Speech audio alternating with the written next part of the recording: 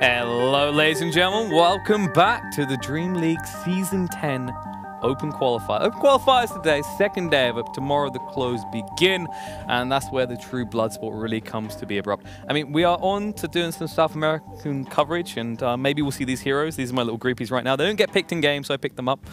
But, I mean, I'm kind of hyped for this. SA always brings a kind of level of not stomping. What's the word I'm looking for? It's closely conflicted. You could flip a coin in a lot of these to kind of guess.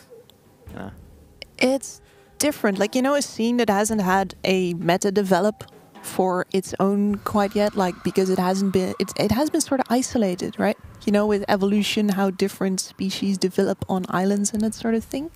So I've noticed with, like, for example, SCA and CIS, they've sort of drifted closer to the global meta, as it were. But for SA, I feel like we're in raw, unexplored territory sometimes. I mean, CIS, they don't know anymore. They're like, do we join the world? Do we just get in on that meta? Or do we just have our bloodbath still? And, you know, I'm not going to lie, I like it when they still have their bloodbaths, and SA, they have their own stuff. It's the beauty of it, right? Because you come to an event, and when everyone's playing their own meta, you're like, which one's right?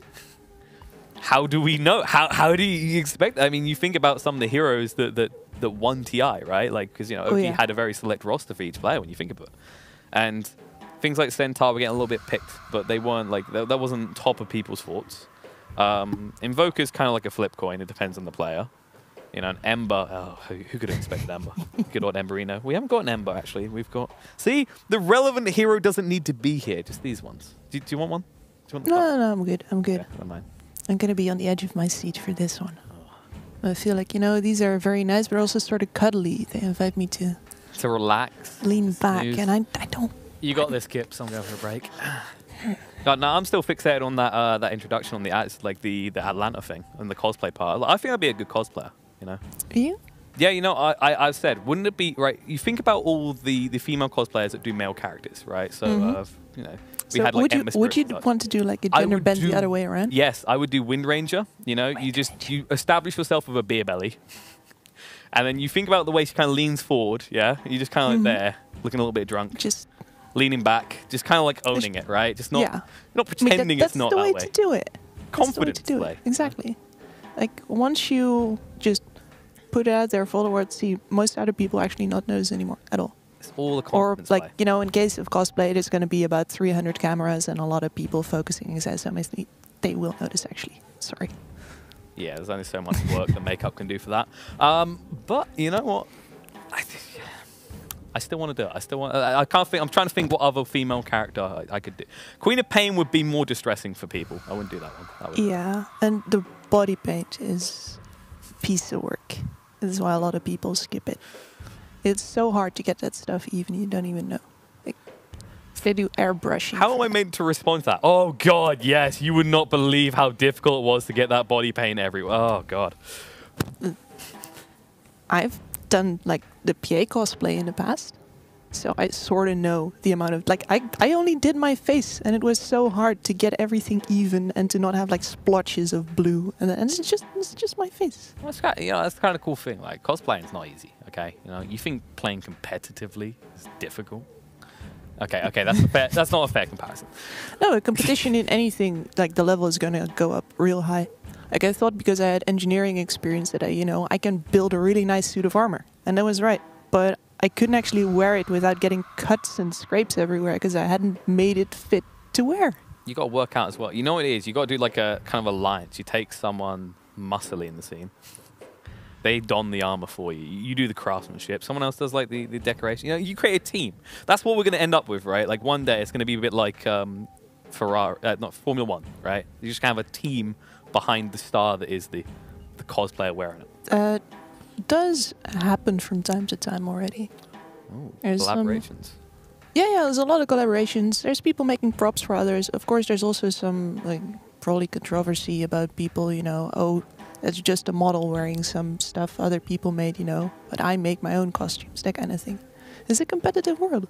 Like anything where there is, you know, something to be the best at or to get glory or to show off or to make really awesome stuff is going to have some stuff like that. Speaking of So, stuff. but are you gonna pay me to build you a costume then? I can build you. I can build you a pretty nice suit of armor. I'm not gonna say it's gonna be comfortable. I can totally build you a suit of armor. I mean, I'm not going to say I can pay you well. I mean, I can pay you in monsters. I'm gonna need a lot of those, I think. We've got a lot of them. Okay, we've got the fridge right there. We've got fridges out back. We're stocked up. All right. If there was an apocalypse, right, we would be fine because we'd be so pumped up on monsters we'd never stop running.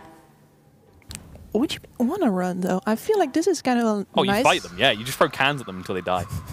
Blunt trauma. That's how you beat zombies. Pretty much. This is a good fortified location, though. I think.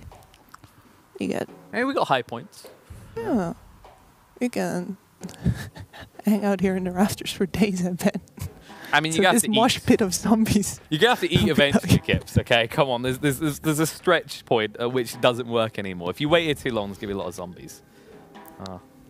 How do we relate this back to Undying? Undying's a hero. Yeah, there you go. There have been a lot of Undying and Wraith King pigs, and then Necrophos and Pugna doing the undead rivalry thing. No, especially with a team you used to be involved with. We had a joke about this was Vega and the Undying runs. Vega and they graduated to Ogre Magi. No, so that was the backup option, wasn't it?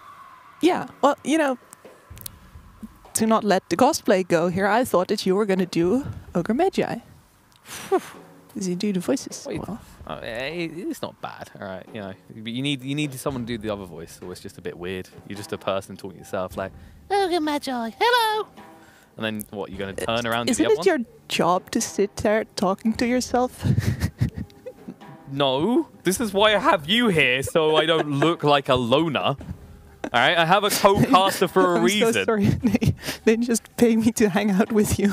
I don't actually like you.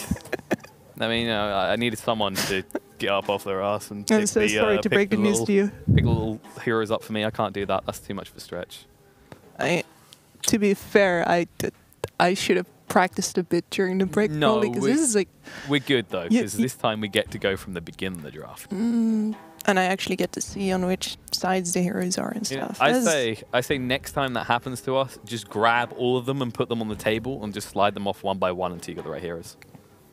Bit of anarchy. I like that. I just put a whole lineup of them there, and then like, you know, in the Emperor's New Grooves where he goes past all of them. Nope, nope, nope, nope. Just knock them over. Just slap them off one by one. Just slap them over, right? We just give them a designated part of the map. See, we're not doing lanes anymore. Okay, this 2-1-2 meta, new meta entirely. Everyone goes anywhere, right? You've seen your Wraith Kings in the off lane. You've seen your support Ursas. That was a while back, but I'm going to stand by that. Sniper supports at TI. You know, anyone can do anything. Okay, that is the beauty of Dota. We're not kind of linear like certain other MOBAs that we don't mention. Gotta be a plan though. I've seen a lot of teams getting carried away in the draft and sort of improvising away from what they're actually planning to do and then ending up with a handful of ideas. Let's call them that, like sort of an idea soup, but there's no hearty meal in it. I mean, you know, to be honest, after TI with the All-Star match, any idea can be a good idea. Better idea than that with the pocket towers. I am looking forward to seeing what ideas these two teams have, because the draft is about to get underway. Yeah, you get to get lost in the beautiful heroes over there. Oh yeah. But don't worry, we're going to take it slow this time. We've got to have some bans first. So, Ursal, we couldn't find too much on these guys. 10 seconds Yeah, remaining. the player that I know from Ursal is Theolicor. I'm not sure how to pronounce his name exactly, but this guy has been on SG in the past. Okay. Dire team So we've seen him around on the top level. And then, of course, Infamous, a famous name that's been there for a while, I'd say. Like some of these players as well, you'll notice moves. I think he was in the Kyle stack that made a run at TI through the SA qualifiers along. Oh, okay. I'm trying to think who else was in it, actually. Radiant team It's been a while, okay? I'm a short-term memory lad, all right? Give me a break. I'm happy to see Tomato. I was about to say, back Tomato in was SA. there, actually. Tomato was in... Dire Yeah, team because it was it Fear, Kyle, Tomato, Moose, and there was another one. Sorry, other one. You did well as well. Don't worry. You We are proud of Gunner. It was Gunner. Gotta. Yeah. There we go. Not such a bad memory after all, huh? There you go. American Invasion didn't work out too well, though. SA brought its own style. And, All right, so first pick. Infamous. Infamous. I'm gonna 10 get seconds remaining. well, we've got... ready. I mean, ban-wise, the Brood is out, okay? 5 seconds. We aren't going to remaining. see any 20-minute finishes here. Wow, we might. Well, Wow. you don't know that. There's a lot of heroes that can do that. There's the Chen. Did you say 20-minute games? Because I know some 20-minute games with this guy. Although I'm personally a fan of the last pick, Chen. Last pick Chen. I mean, that's one way to go. Sneaky. I mean, it used to be like no one liked Chen Picnic because Clink's turned up. Let's presume he's gonna 10 seconds remaining. He's going to be over help there. the offlane for now. You know, the best thing about Chen is you can just stick him in 5 any seconds jungle, and it's a remaining. valid state to put him in, right? Oh, Wyvern coming. Not a bad counter to the Chen, because of course Splinter Blast is going to get a lot of value when you chase after people. Dire team pick. Yeah, and you get a relatively good tower defense as well. Mirana is a bit... I know it's a fine way to get rid of a creep now and then, but in the end she actually gets pretty bothered by roots. And she's not great to deal with early pressure, unless you want to apply some counter pressure elsewhere. I mean, we always call it the cookie cutter pick, 10 right? seconds Like you can fit remaining. any draft. You kind of feel like you want to enable it in some ways. Well, at least they're 5 picking it early seconds this time. remaining. Yeah. No, last pick Mirana shenanigans. Yeah, it's kind of fine at any stage because obviously if you pick it early, you're going to draft around it, or you can kind of sneak in your picks early on and then just go surprise. You probably saw this coming a mile off, but we're here anyway. So And Mirana. Wyvern's not too bad here in general though, not just because of the Chen, but because of the push power, right? Like you can just farm up the lanes when it's not occupied, so that gives Mirana a little bit of flexibility to go ganking as well. Let's presume the Mirana. It's usually mid. I feel like I see it mid more than anywhere else. It'll end up there a lot of the times just because the side lanes are so heavily contested right now. That if you pick up a flexible core like this early, then you're gonna end up putting her mid usually because you can counter pick the other ones still. Dire team ban. Oh, there's the Necro. There's a Necro, but this time they have time to ban the Pugna. You'd It's hope. funny, both of the times right now that we have seen the Pugna picked up against the Necrophos, it hasn't actually done anything. Even though it is the perfect counter pick, basically. I mean, I'd hope so, right? But like, in fairness, you can 10 get a support in the seconds lane that can just turn around and Pugna and use that opportunity against them. 5 It's hard to seconds do though, remaining. because you know Pugna's a very fast little kid. He is. He's also squishy though. You found the Radiant peas. Where's the team peas? Is it up top? I was up behind the Pudge. Yeah, here is... He's a the- big boy. He hides things behind. So here's the Pugna, here's the Necro. Oh. Tell me about the bans, what is happening? I can't see the screen right now. All right. Well, let's see. Ban-wise, we've seen the Pugna being banned, but that's it. I mean, they're taking their 10 time. Like, where do we want? seconds Because we're approaching the most important pick in my eyes. Like, often drafts are defined 5 by the third seconds pick remaining. because then, well, not the draft itself, but the drafting phase, right? Because that's where one team leverages advantage and then moves forward and forces the other team to ban. respond to them. Yeah. We used to have times in the past where Radiant people would team just pick ban. 2 supports or maybe like a support and a flex offlaner support in the first phase, so the third phase would mean the reveal of the first core. Now that's not true anymore. But you can usually see what kind of draft they can build overall out of these first 3 picks. PL did get banned. It's not a bad ban, although interesting enough, they have the 10 Wyvern, and seconds typically, remaining. like, if you have the Wyvern, you don't feel too threatened by the PL because you can force him to kill one of the other team. 5 The seconds Splinter Blast gets remaining. good value. She generally keeps him down very well, but there's very few solutions for a late game PL anyway. So, in the end, if you don't want to deal with it, then you don't want to deal with it. And we were talking about, well, the Sven before, for example. What's that? Some counters are not available. That hero's it's not that it's not available. It's just I wouldn't Not suggest it. advisable?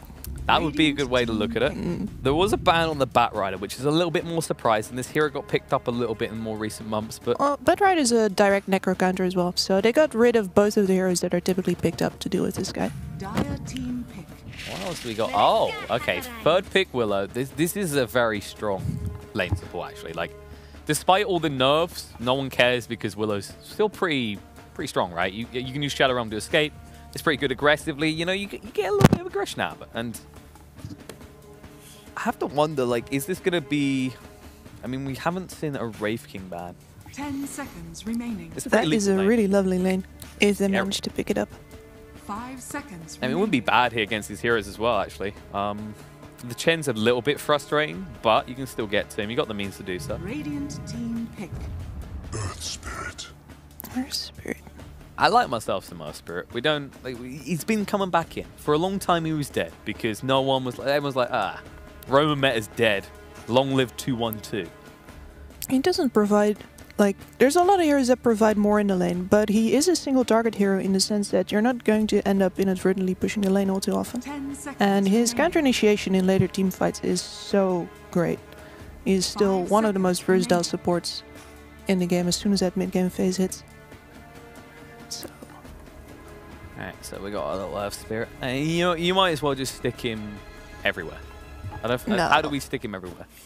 he's not going to move that much at the start. They do move mid some, alright? Because it's one of the few Yeah, heroes yeah. that still can do that. Because, of course, you can roll in, you can bat your opponent back. It's a little bit hard for them to escape. The extra move speed does a lot for you in general in all phases of the game. Well, I say move speed, but what I mean is The roll boulder. utilizing your spells in order to Especially the early cover distance. warding battle, right? Because you can get out much quicker, you can get your wards down, and then you can counter out and sentry down. And hello. Well, that's one way to deal with an Earth Spirit. If he gets Alright. ruptured up, he's not going anywhere.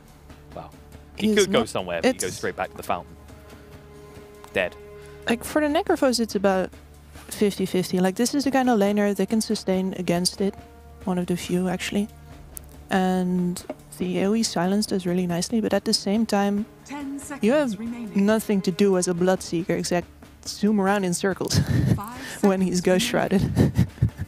That feels pretty So- good, though. You know, that's pretty intimidating. That's the, like, you might as well stick the Jaws music on. Radiant team I mean, this back. guy, the power of Bloodseeker is if you can leverage more pressure. And that's not a bad way of dealing with the Bloodseeker. Storm Spirit, of course, doesn't care about Rupture. As long as he's got mana, that's a big requirement.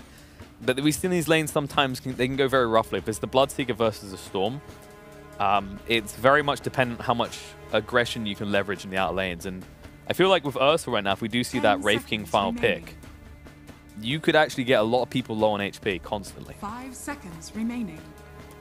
It's one of the reasons why I like Bloodseeker in general, is because it forces a lot of awareness of the other lanes, not just for yourself, but in the enemy team as well. They need to actually be more careful than they would be usually. But this is a nice matchup mid for the Storm though, so now Radiant have to Dire decide team back. if they want to move this Mirana out or if they want to have something that lanes better. Yeah, we've seen it not go too bad for Morales because you have the kill potential with the leaps. But the problem is, when you go up against a Storm, you want to punish him. You can't just let him get away with being cheeky, doing whatever he wants. It's the hero that before 6, you know you can kill him a lot. And you want to starve him of XP as long as you can. Not a lot of cores with long disables that are good right now. They basically only have the Willow, which It's not bad. You No. need a stealth though. 5 Like that's why I seconds keep saying it. Right. remaining. Like, Wraith King is probably the best one I can think of right now. It's a short stun, but it just sets up for the root easily and then into the Cursed Crown. There's no, layers. and he is still available. Yeah, there's no focus out. They do ban the Ursal on the side of Ursal. A little bit of irony there. They like the Ursa's extra large, I guess. Dire team Or maybe it's not about Ursus at all. Maybe it's some kind of abbreviation for, I don't know. Maybe. Could be it. Maybe we've been looking at this the wrong way. Ember the final ban, though. And that's...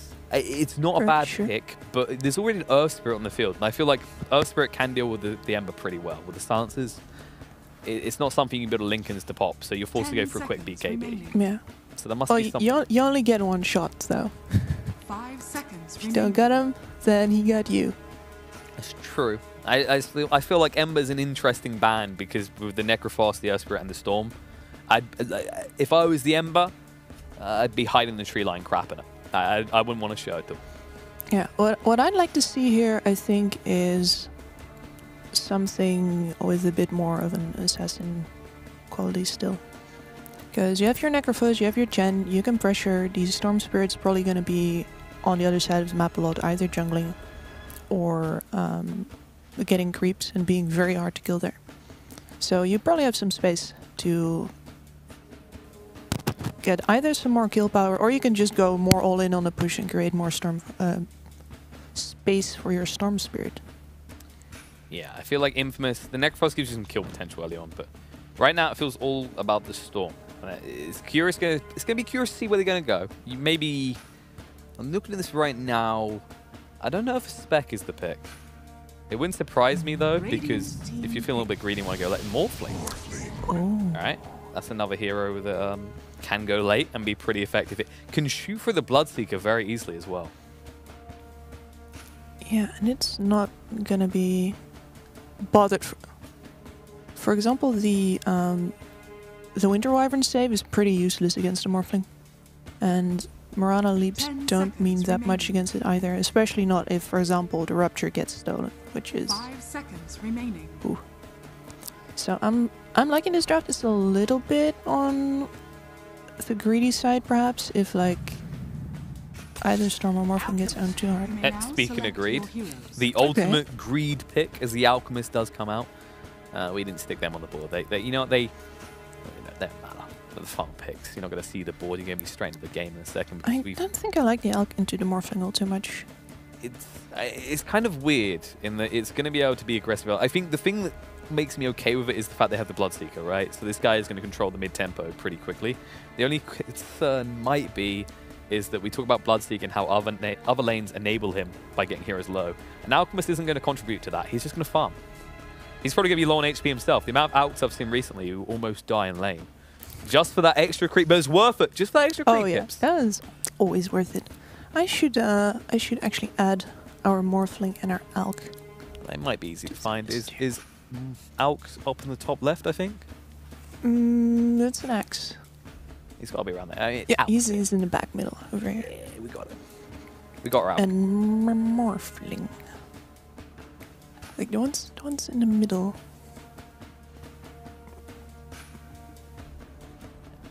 Morphling with M's. Is it up near the top? The L? No, he's up the top. Oh, he's at the the top top of the center next at the one. back. Yes. There we go. Thank you. We're going to reorganize these when we get a chance. We're going to bottom will be where we continue the alphabet and go back up. So that should be Alch in the safe lane, I'd imagine.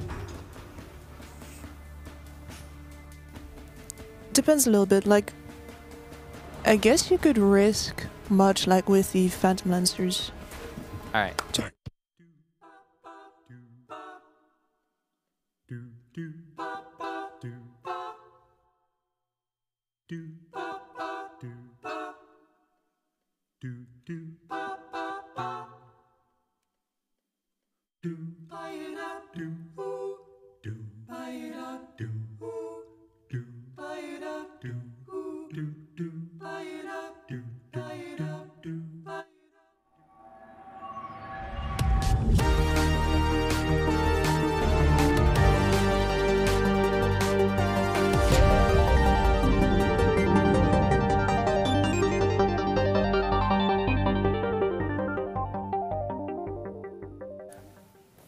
All right, we're back. There we go. So, predictions quickly, Kips. We've got to work out what we like more. What's the spice? Is it a little bit of Valk in your life, or do you look for a nice little morph? I'm on the Morphling train here.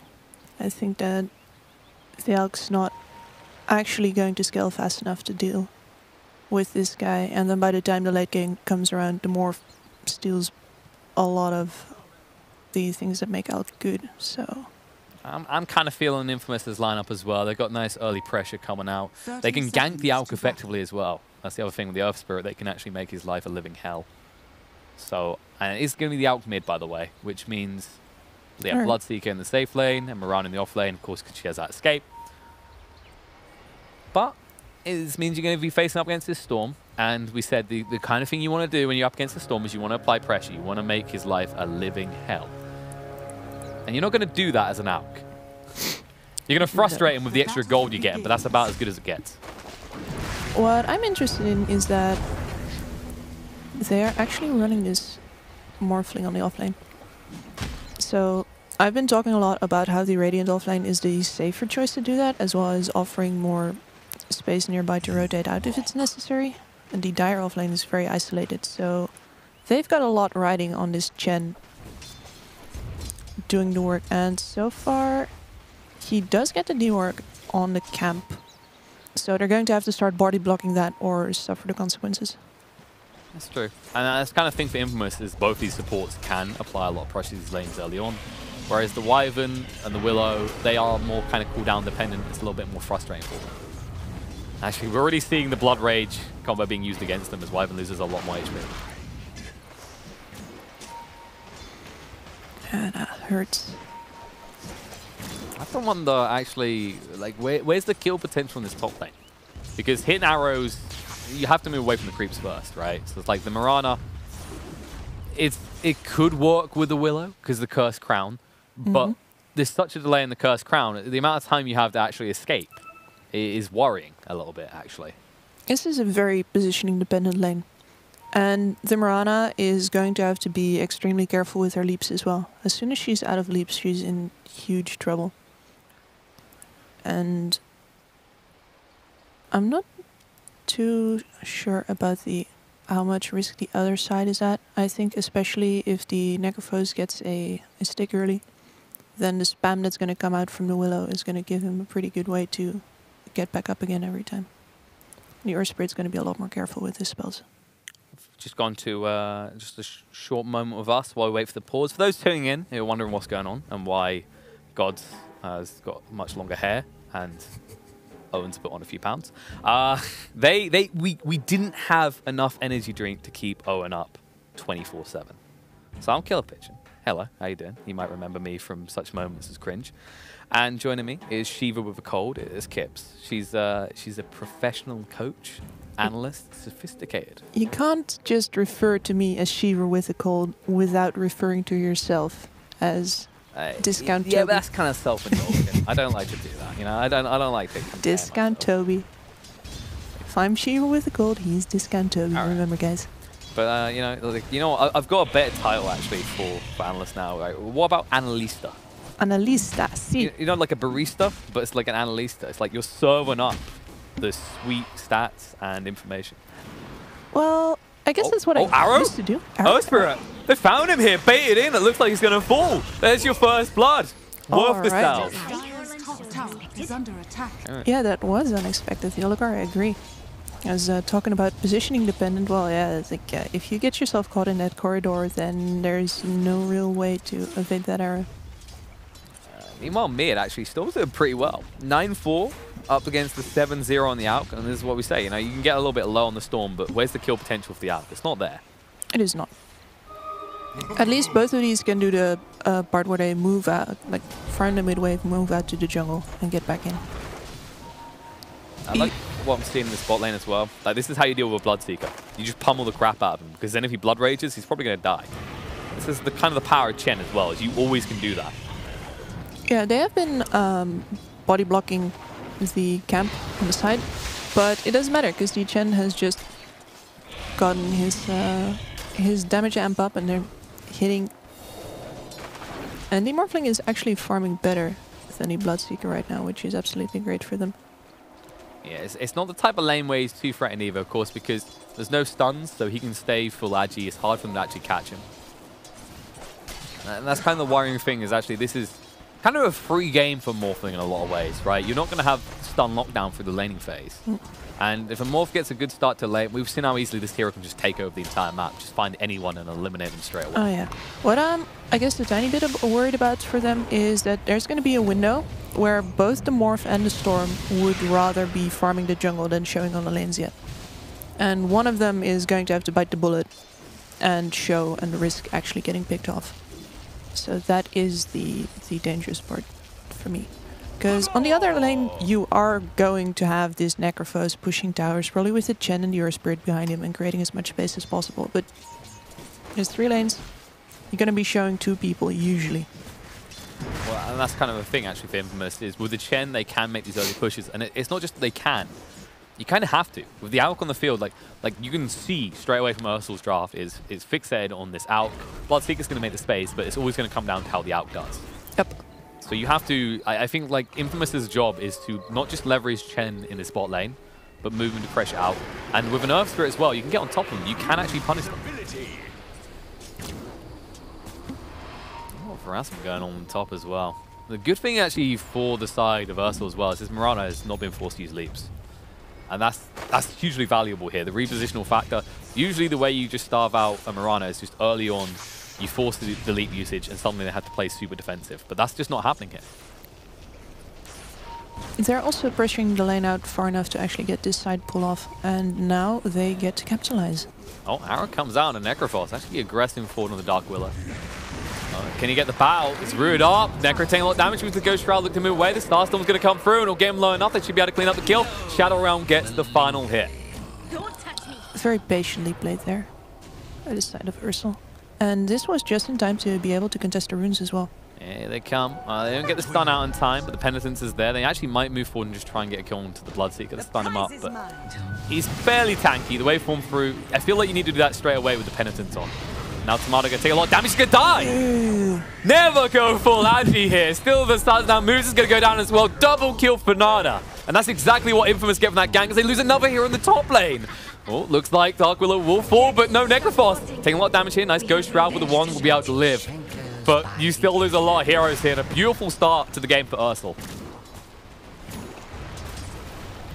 And I'm actually impressed by how they are managing to, in spite of not leading in the CS charts, to be 2k ahead already right now. It's just mostly... They do have an out though, right? It's slightly inflated by that. But he's not even top on net worth. That's the Bloodseeker after that double kill. So in a regular game would be about 1k right now. Still, that's 4 or 5 minutes. It's not a good sign for the Dire. He's giving me a lot of pressure here. Tomato's going to have to be a little bit more careful on how he chooses to shift that. That takes a lot of damage staying in the blood right. But it's, you know, you can heal up quickly, but there's always the risk now. Like once you start getting a few levels in Bloodseeker, he's going to get in your face. And there you go, they're getting his face in return. It's Matthew is here as well to stun through, but will be slowed down by Splinter Blast. That's kind of the worrying thing about Wyvern as well. It's very good at just turning off this aggression that Infamous can throw out. I'm pretty impressed by the Necrophos' call here to just say, alright, I can solo this lane, you can move bot. And he was moving forward super aggressively on both the Mirana and the Dark Willow as well. So he feels like he's really in control of this game right now. He's going to hit his 6 soon. Big intimidation tactics, but the Cursed Crown, they see that he's alone, and there's going to be a big fat arrow to go in his face. Oh, wait, nope, they couldn't get rid of the creeps in time. Ball liner coming in, Storm going deep. We'll move on to the Mirana. Does have to force the Mango. We'll be able to leap away if he needs to, but Dark Willow being chased on. He doesn't have the Shadow Realm available. One more touch will do it. And there's the kill. P4 picks it up. They do finally force the leap out of the Mirana, but you rotate your mid, and you only get a kill on the support. And that leaves free room for the Alk to just keep farming and just keep pushing. Yeah, well, what I wanted to attract your attention to actually is that before this, the Storm Spirit was up in the woods. Their Spirit actually put a ward down here as well, but he was farming Alchemist's camps behind Alchemist's back. So he was definitely pressuring already before that, and I think he hasn't lost too much space with that. So now they have vision on the Alk. They're preparing for an assassination mission, and that's also why the Earth Spirit is bot now. Because you can rotate a lot easier to this sweet spot in the jungle through the vast expanse of the Radiant jungle, instead of having to cross all of the divides that are in place on top lane. True.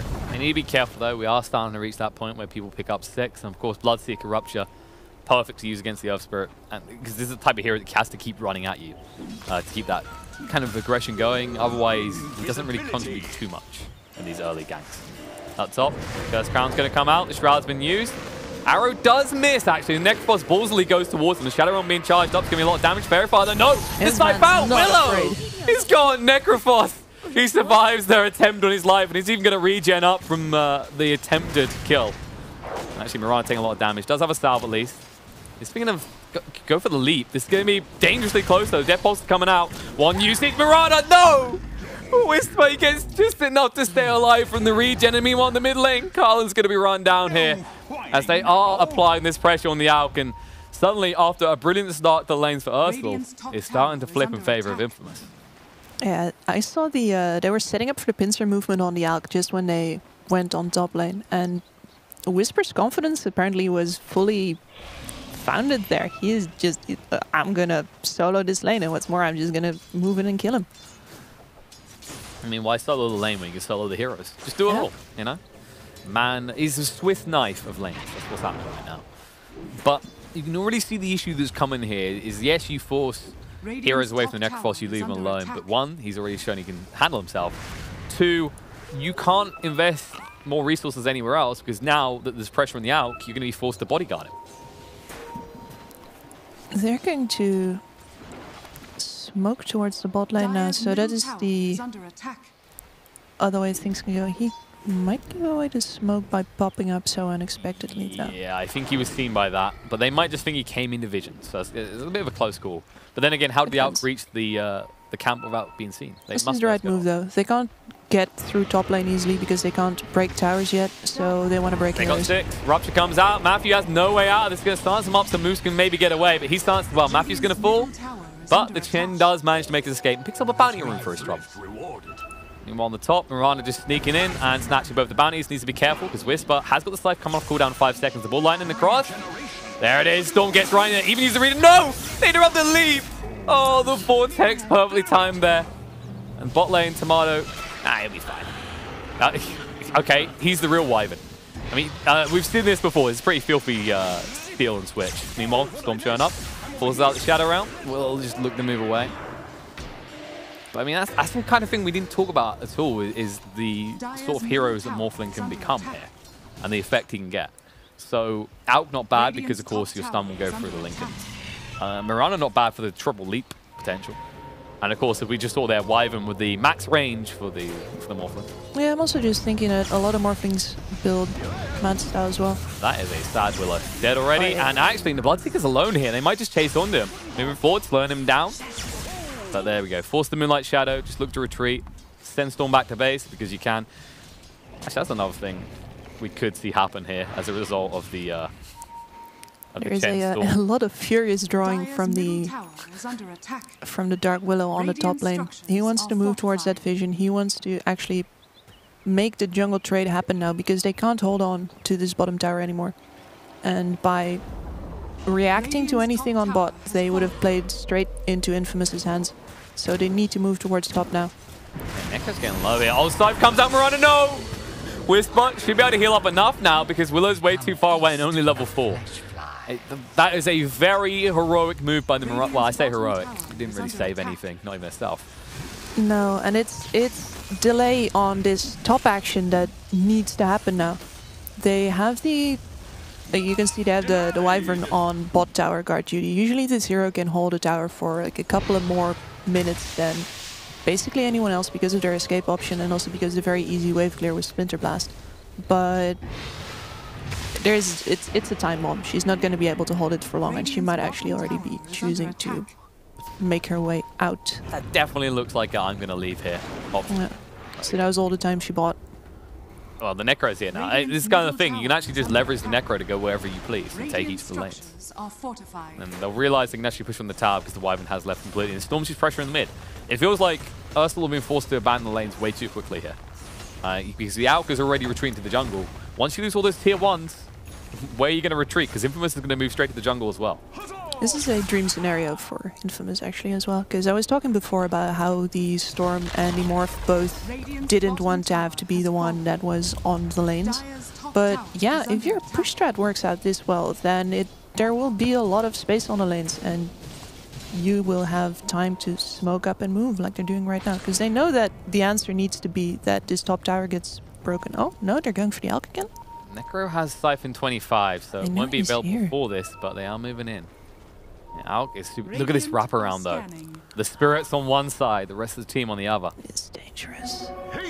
They do have Winner's Curse available. There's the move in. Going to jump straight into the Alk, trying to force out. There's the Winner's Curse. They need to stun up good here. It's only level 1 Chemical Rage, so he can't tank too much. But rooted up, Storm. He's going to fall. They get the kill. The Terrorize is good. They're going to force the Necrophos away. In the meantime, they do clean up on the Matthew as well. Necro will not escape this in one piece. Ghost trying to stay alive, actually, buying some time. On the back foot moves, trying to move away quick enough and won't be able to do so. The leap forward, the Shadow Realm will clean them up. But guess what? Necro stays alive through that entire thing. Just TP's out. They completely ignore him. Go on to a different target. Oh, they don't have that many targeted stuns, but yeah, that's a great defense right there. I was going to say, they threw them all on the Storm. You can't blame them, right? They felt... And it's not the wrong move to make. Yes, the Necrophos is worth more, but the Storm is the worrying factor. You don't want him to snowball in these fights. He is definitely the guy you want to go for. And they landed a beautiful arrow on him as well. That was very nicely done. but Willow on Willow action in the bot lane, and Storm joined in as well. Rude, not invited, gonna zip away. No, he missed time, the Curse Crown is gonna die. Stun actually hidden on Tomato as well. He needs to move away quickly. Morphling just turning back into the Willow, but needs to get out of here quickly. Arrow does connect onto the Alchemist. They get chased forward. They see the opportunity, they'll kill off the Chen. Tomato does get sent back to base though, so Chen fulfills his requirement in that fight. He'll feel anyway. so they keep a hold on their own jungle for a bit, and it's going to be Tomato that is the one always pushing at this bot lane. So we're going to see more ganking action from the Storm Spirit and or jungling. I think Alk is as fast as that boy. Scythed out. Oh, not 75 seconds. That's an Alk as well. That like this any normal hero, that is crippling. On an Alk, Oh, it's brutal. that's damning. Let's see Nada. He's gonna get ran down here. Tomato feeling pretty bolstered up, gonna go full into the Agi. This didn't work well for him last time. This time he might feel emboldened. Does get ruined up. Okay, Kurt's going to be there. The Bedlam coming through, but he's morphing to strength now. Going to try and stand his ground. There's going to be a Blood Right usage as well, so he won't be able to move away quick enough to terrorize as well. No! He's going to get ran down. Nada just turns around and says, thank you very much for getting baited so deep. In Infamous, they seem to be making these brash moves now. The Alk move is good, and it feels like for every move they make that works out well, they then assume they can make an even braver one. Well, one of the things they might be underestimating is that they're not showing on 2 lanes right now, but on 3. And that means that the Radiant side is completely free to move in full force for the defense there, because they can see the Storm Spirit pushing on mid. Well, they will get the Willow at least, and that should allow them to secure the tier 1, which this is a good move to make. That's the kind of way that you can show on the map and get value, because that tier 1 is so precious, right? Like, if you were Golem, that would be your ring, okay? That would be what you want to hold on to. It's a mid Radiant tier 1. Probably. Tier 1 mid for either side is pretty big. Like, the worry of Roche as well, with these lines, because both these are going to get to a point. My brain got completely lost in like lava pits and Aegises and towers in Mordor right Why there. are the hobbits on this map? There aren't any hobbits, okay? Don't worry, guys. There's no sniper picks. No sniper picks. Okay. It's too intense. And they're dwarfs anyway, so well, I don't know. Does it say that Sniper's a dwarf? I don't think it does. I think the Keen are dwarves. Okay, yeah. So he's a dwarf. Okay. I don't like to just put them in their own little bold category, okay? They're individuals. At the same time, this game immediately encourages us to think of everyone as either agi, strength, or intelligence, so got a feeling that putting people in boxes is kind of our thing here. I like to just rebel from that whole factor, okay, from the status quo. I like to build a heart counterculture. Heart and ogre, okay, to prove them all wrong. Take my strength talent as well, even though I don't get damage from it. I mean, heroes like Ursal, he's a strength hero, right? Right? Hey, he's pretty muscly. You know, let's redefine heroes by how they look. Stereotyping and done the status way, the actual profiling. That's one way to go. But like, so, for example, if he's green and he holds his scythe, I'm gonna assume he's a bad man. He's an agi hero, right? He's green. There's gotta be an agi. That's true. No way that he's in. All right, I want to start seeing this hero pick up Sanj and Yasha for the main, chase people down with his speed. It might not be the strangest things that we see. I've seen more peculiar things than that actually. I do like, by the way, that Tomato, after his pretty brash dives before on the jungle, has settled into this pattern of just pushing the wave out, making sure that he actually jungles. And then they're also applying pressure top with his Necrophos Chen duo. And Chen can just always send him back and then sacrifice himself. They did kind of hurt themselves a little bit with those aggression points where they actually died, right? Because yeah. Could have been going much smoother. Like when the Alp was dead, like, okay, you think you can maximize because they're a hero down. Oh, they got an arrow. Uh-oh. Arrow does connect. Battle away. Matthew going to make an escape. The TP out. He should be fine. No way they can chase him down quick enough. Just out of range for the Rupture usage. So it'll be fine. Meanwhile, on the top, there is a pushing coming from the Necrophos and actually healing up the creeps. They might be able to get the tower. At least force out a Glyph it.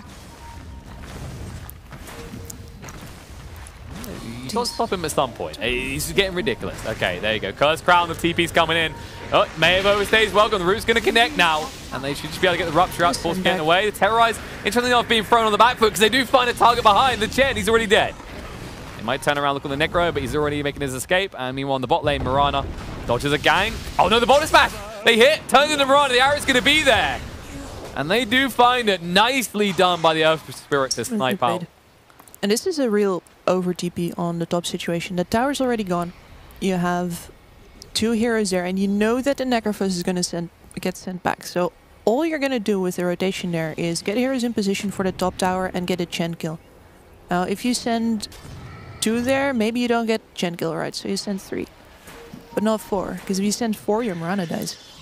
She's all alone now, and that's exactly what happens. So you can't add things on one side of the map and then ignore the reality that suddenly exists on the other side. It's quite awkward as well because she's kind of your backup plan, right? Like, you look at the net worths right now, your Bloodseeker either gets carried away or you're reliant on the Alc and hope that the Mirana can catch up late game. Because Bloodseeker is still good as the game goes on, but you're usually looking for that kind of mid-game power spike where you just take over the map. Yeah, you'd really like him to be in the position that the enemy Necrophos is in right now, which is leveraging all of his early game strength to make space and stay on top of the chart as much as possible. Yeah, I do like this Yule's pickup as well. And potential to dodge, you know, the follow-up from the root, which is usually the arrow. Also for the Cursed Crown. There's a lot of reasons to pick up this. It can backfire because of that arrow or the root. But right now you need some kind of defensive tool. Yes, you could go for a BKB maybe, but this early, can you get that value out of it is the problem. I think that, you know what I was saying before, that you want to stay on top of it.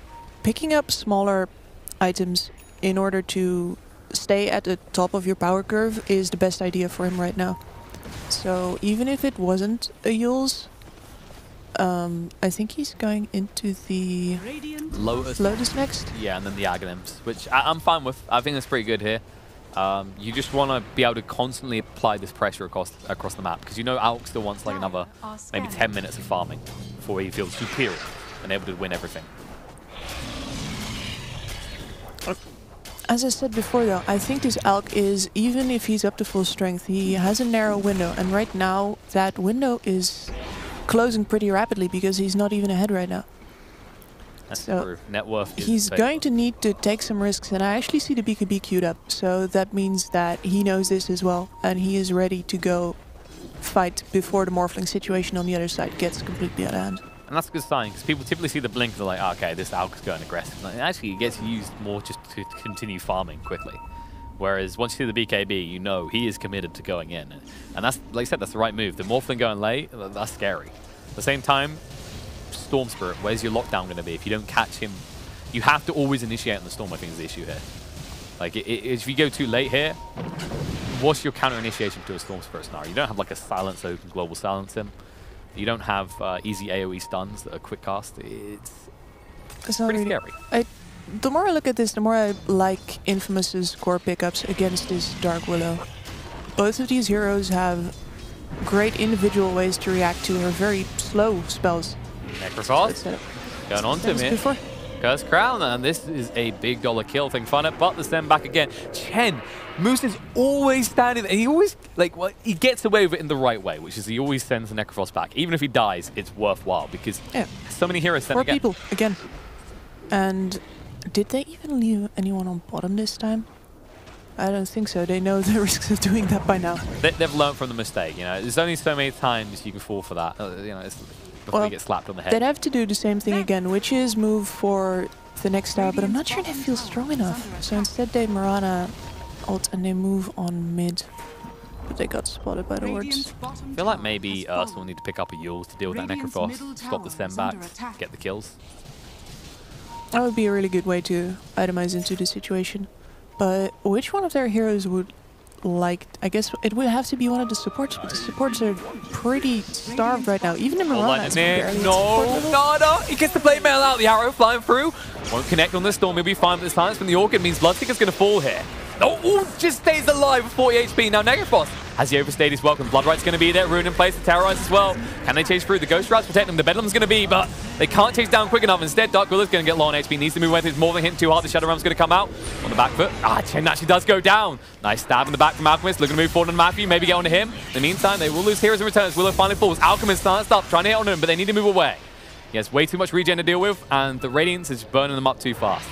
So 1-for-1 trade in the end, but Infamous, they're forcing out to fight here, and that's a highlightable point, because sometimes we see this happen. It's like, you know, what the Alk team lost 2 heroes. Yeah, Alk was farming. He wasn't this way. Well, did you see how sharp that retreat was? I think that's one of the things that shows to me the team has really got their communication in order. Is that as soon as, because the storm still goes on the Alk, but he must be already saying this is in order to get out, because the Morphling moves over to the side. The Earth Spirit is stunning and silencing during that disable already. You don't want to stack the disables normally, but he's just getting all of his spells out before running and delaying the backup as much as possible. So even though maybe, you know, you can continue fighting there, you can perhaps get something more, because Timado is still like in reasonable shape. Ooh. Yeah, Tomato's fine. He'll move away, it's good. But no, I want to actually give a little bit of credit to Mirana. She's going for the very bold arrows onto the storm here. It's like, it's a pot shot, but it's getting pretty close quite a lot of times. Yeah, exactly. And the storm dies and you can win the fight. You miss every arrow you don't throw. Uh-oh, Orca coming in, Vortex there, the Blood Riot as well. No, they get him! They're going to find him, they can do enough damage to bring down the BKB coming up from Bloodseeker, moving forward on the Necro's going to force him away. And there's the Winner's Curse in the back foot. Needs to dodge this out, can't move close enough. The Terrorize going to be there as well, they're going to keep on running. And they'll just be ran down, can't get low, it's going to fall, the Blood Riot's going to hit onto Matthew as well. Chasing on to him in the back foot, you actually will see Necro die. A dive, goes down, and actually the stun coming out. Alchemist looking to fight even more, they find the buyback from Storm, no! He goes down a second time, and suddenly this game, in that one fight, the swing isn't the big factor. It's the control, the tempo that is now lost, the space that... The net worth, the true net worth is now going to come from the time that Storm's off the map and Alk is farming. And actually, Morphling's dead as well. Bloodright is gone. Infamous. This is the Congo line of death, by the way, Kips. It's a very popular move in I'm just surprised by how, for some reason, you mention arrows and hitting them sometimes, and then they hit 3 super crucial arrows, one after another. Storm Spirit, and then last, like this little dessert of a Morphling. Well, we call it the caster curse, all right? Well, was that a curse? We have a game on our hands now. I was very worried that this Alk was not going to pay off, and instead they get the space to take this Roche that they couldn't take very fast. So they really had to hope that no enemy heroes would be up. And well, guess what? That was a full team wipe. So they get the Roche, this Alk's on top, and the Bloodseeker is actually past the Storm now. Yeah, in fairness, it wasn't just a team wipe, it was a team wipe +1, because of course the Storm did buy back as well. And that sets him further back. And we said the Storm is going to be a worrying factor, because yes, the Morphling, that's kind of a given late game, but if the Storm continued the way he was going on his current trajectory, you don't have the means to control him. But you know what? Ursal proves us wrong. They're like, all right, you say we ain't got the control, here it is. Arrow, arrow, arrow. Eat it.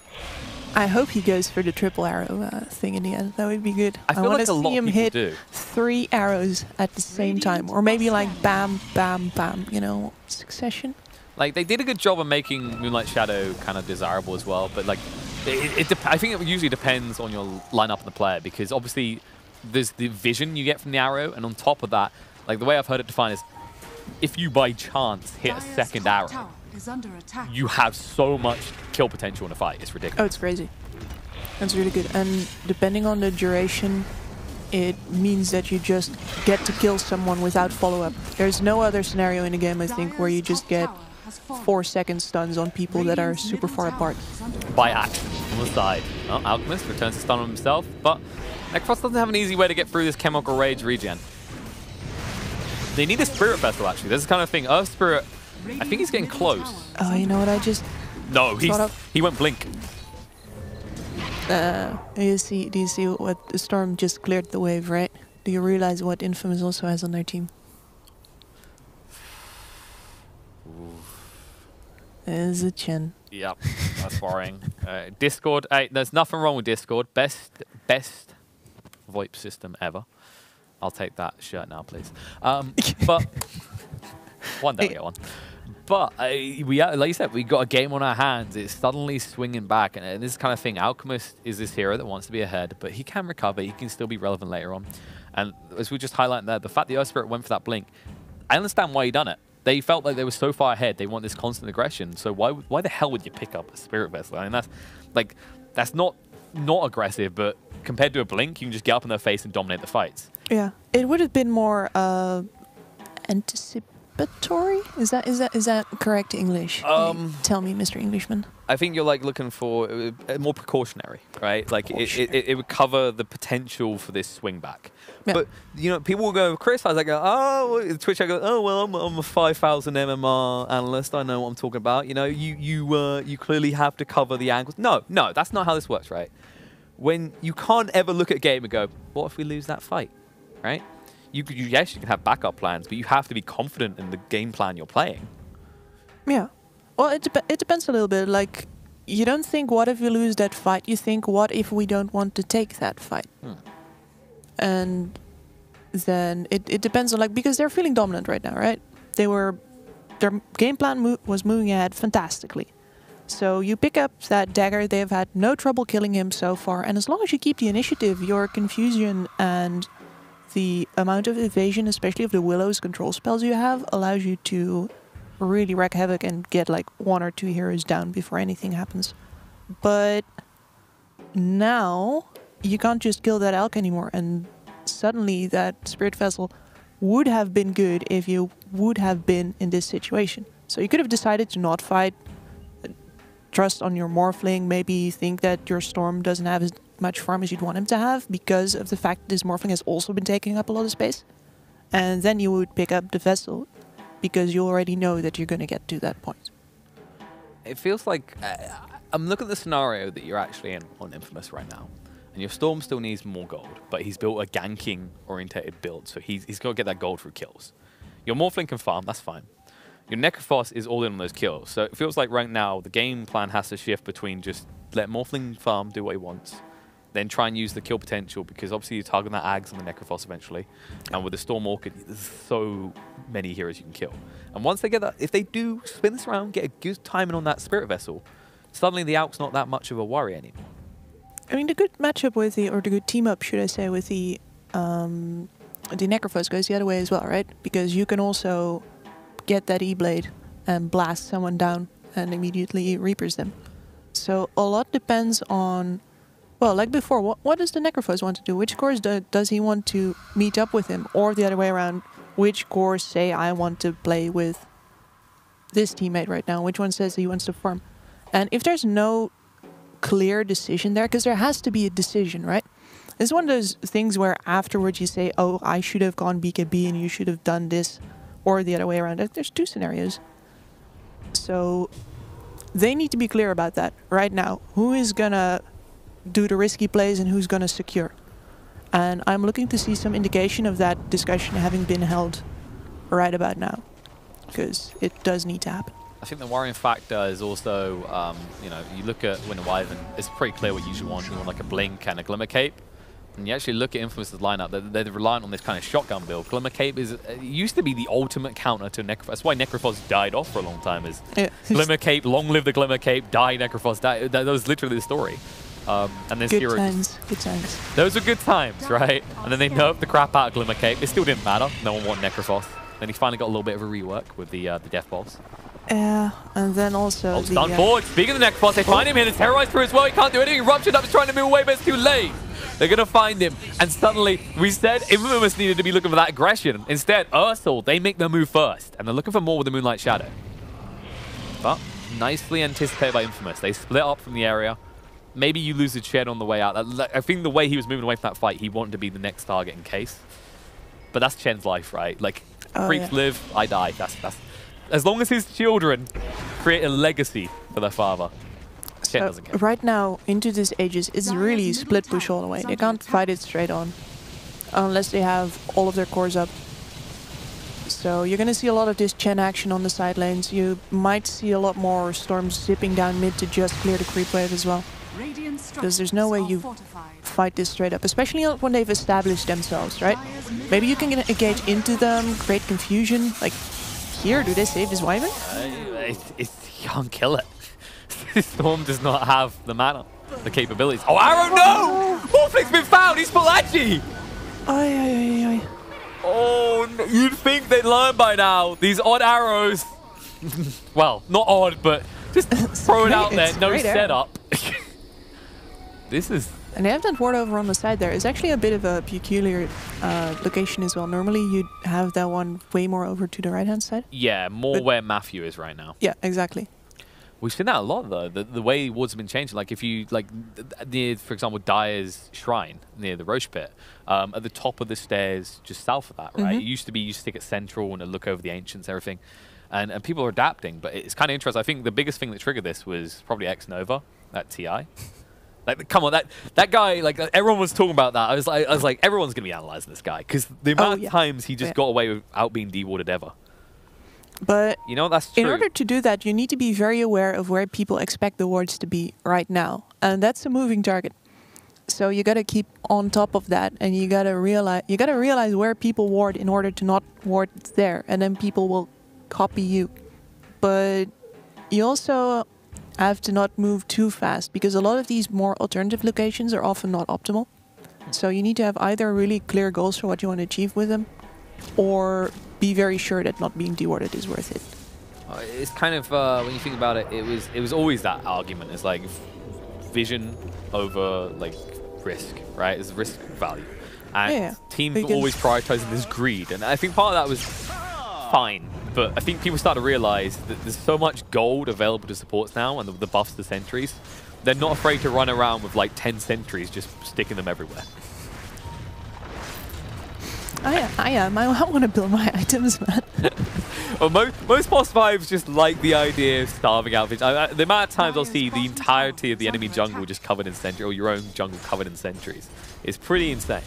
Yeah, you know, I am more of a fan usually of still doing the jungle trade very hardcore in a way. Just don't deward your own jungle, don't do anything there. You just take over theirs, and you try to get more out of it, out of their jungle than they're getting out of your jungle. It's sort of like a game of chicken, you know? Both are staring at each other's tier 2 towers usually, or sometimes tier 3s, and it's like, who flinches it first? Who goes to death base? Uh-oh. Well, don't blink is what I didn't suggest. Oh, the stun coming out. The arrow, no! They catch Storm again! Oh, these arrows. He went full in on the Willow. He had no mana left. This is... It's like Infamous is not learning, right? It's just they're getting beaten over the head with the same frying pan from the same direction, and they're never actually thinking, maybe I should check for that and duck.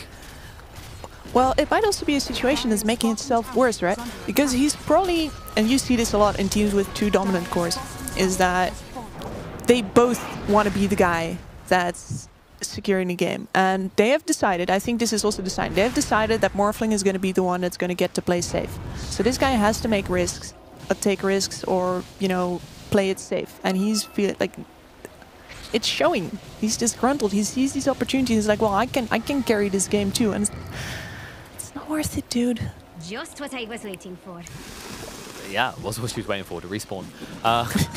But like, we all been nerfed. You don't even care about it, right? Like, your life for the Storm is always going to be worth it. Oh yeah, that is a triumphant moment, for real. I think it's like more than that as well. Storm is, there's certain heroes in the game. Like, yes, you have to be confident about anything you play. But there's certain heroes, these playmaker types, these elusive types.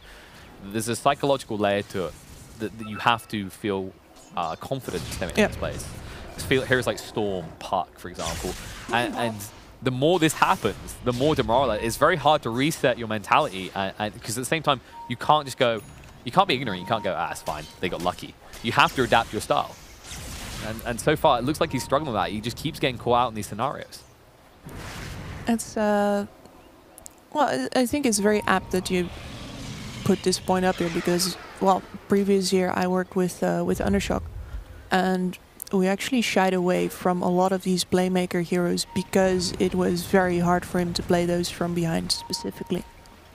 And you gotta have a lot of mental strength to do that and to come back, or even play it out when you know that your team has decided that you're not gonna get the comeback, someone else gets the comeback.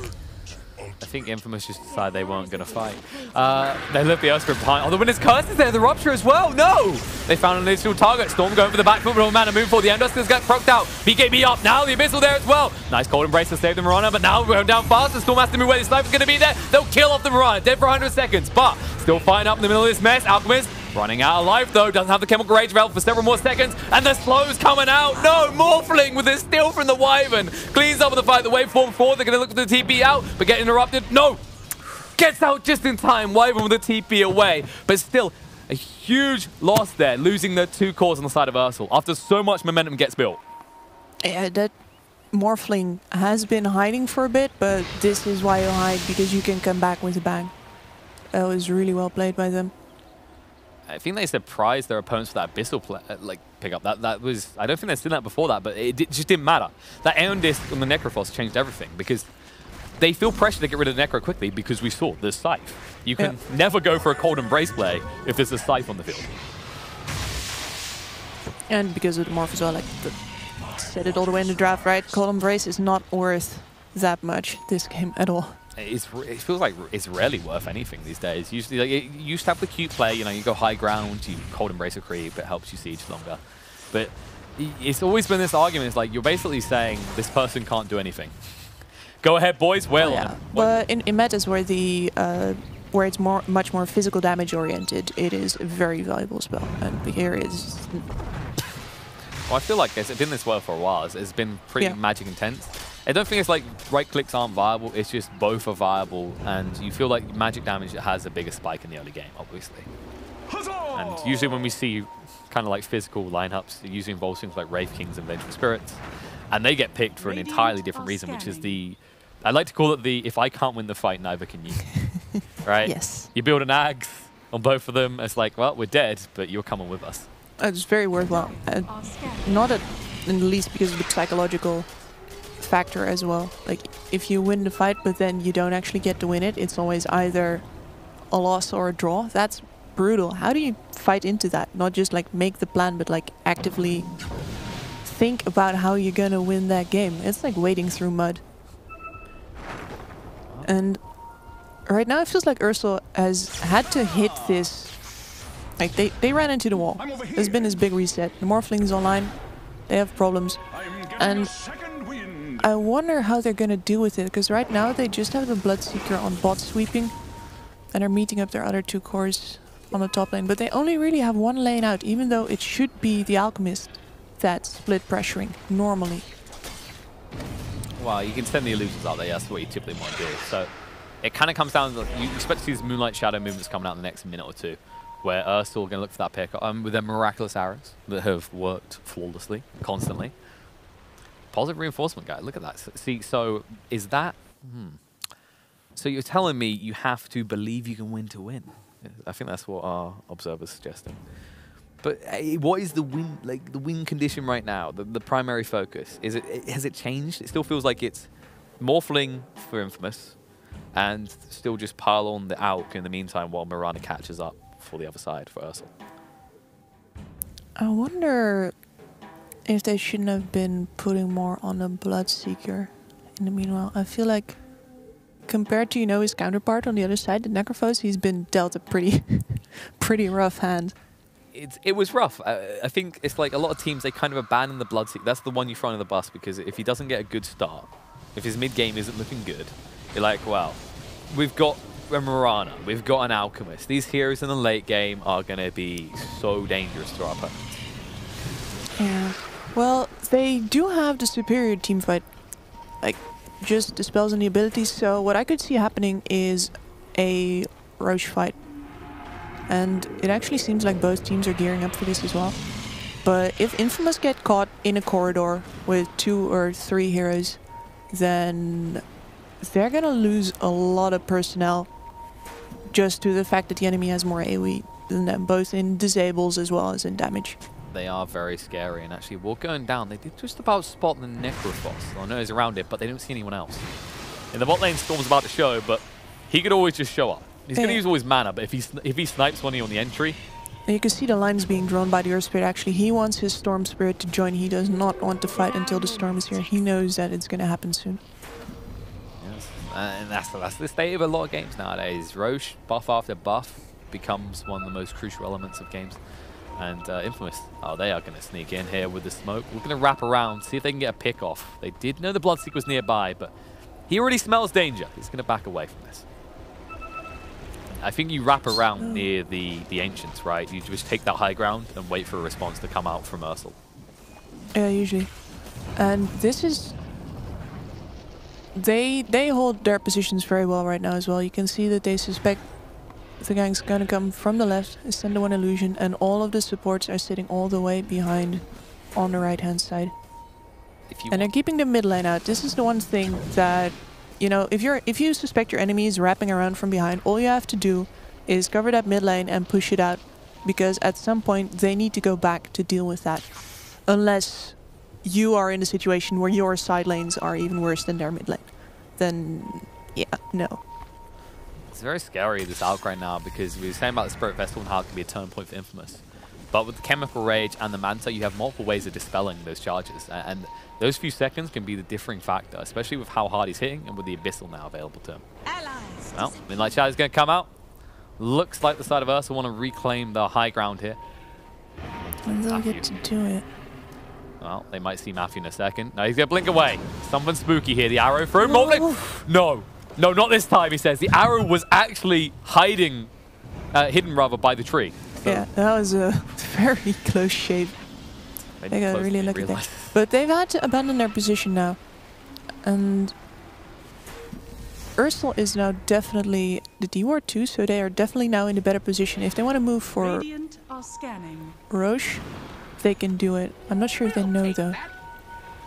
They're just looking for that blind pickoff, because like we said before, we still actually make time they had a ward watching bot, so they know that the top side of the map's theirs now. And they could go in. They've got the layers to kind of defend any move onto the Roche, but they respect the fact that Infamous have this anarchy with them, right? With the Earth Spirit and the Storm Spirit and the Morphling, all able to just cut straight to the back line. I gotta say it's fast. Another smoke spent. So it looks like they're actually drawing. They want to wrap around really far here. If they could get around there quickly, they would have the advantage on Infamous. They just need to reach that high ground before Infamous retreat to it. I love this strategic maneuvering. This is the kind of stuff that... This is Dota battleships. That's what this is, okay? Well, not battleships. That's just guessing, okay? We need some strategic game, a strategic board game. What we got? Chess. Chess. This is Dota chess. At its finest, okay? World Championship. Oh, moving forward now. That was a little bit ambitious. Pretty recently there, friend. All right. This is the mini champion. This is the local rural championship. Whoever wins gets a 20 €. No, sorry, 20 euro. No, 20 krona. Well, that's 200 krona. Whose money is it going to be? Oh, Star Chen's gone. All right, that might be the entry they were looking for. And they had to spend none of their teamfight abilities for that pickoff. That's the thing about Chen, though. Like, you reach this stage in the game, he dies so easily. It's not a hero that kind of builds to defend himself. It is not. He's been defending his Necrophos all game. So, the Storm Spirit's on the top lane still, doing his thing. The bot lane, yeah, Radiant actually has to go and deal with it. So, here's the turnaround. Round. The arrow's going to be there. They hit him up with Unstable Concoction. He's going to fall. He dropped a gem. Yep, he brought them jewelry, okay? They've been dancing around the Roche pit so long. You're basically on the second day at this stage, and they'll pick up the gem, take it back to base. They say we don't need that. That's problematic, because Earth Spirit is a hero that uses gem pretty well for D-warding, because he can get in and out quickly. That's what he was trying to do. He was trying to get rid of their vision so they could go to the Roche pit, right? Well, yeah, and he was out of his tree, because he's been hiding in that tree for forever. These arrows. Oh, the arrows. Oh, zip board. Gonna look on the Wyvern here. The terrorized BKB comes out from the Storm. Still moving forward. Wants to try and jump on the Wyvern, but no. Stance ran out. It's hiding with the Moonlight Shadow. They didn't bring detection. Dust finally popped out. They'll find the Wyvern kill, but that took a lot longer than they were anticipating. The arrow does connect on the Storm, but look at the zonal buffer coming out from the Morph and the Necro. They cannot move on that at all. So yeah, but what I wanted to say was that Earth Spirit came out just a bit too early, because they wanted to move down on the people that were gonna deal with the bot lane. And instead he became, well, food himself. But it's a full reset pretty much. Both sides need to deal with their lanes again. Oh no, Infamous have had enough. They are through the lanes. They want the objective here, which is the Roche for them. The buyback's going to come on the Wyvern. They need to retreat straight away. The arrow pops the air on this. The Wisp going to look to move away. The Yule's going to be there with the Curse Crown, though. He's going to be stunned up. They'll move forward. The Abyssal, no, return with the lower.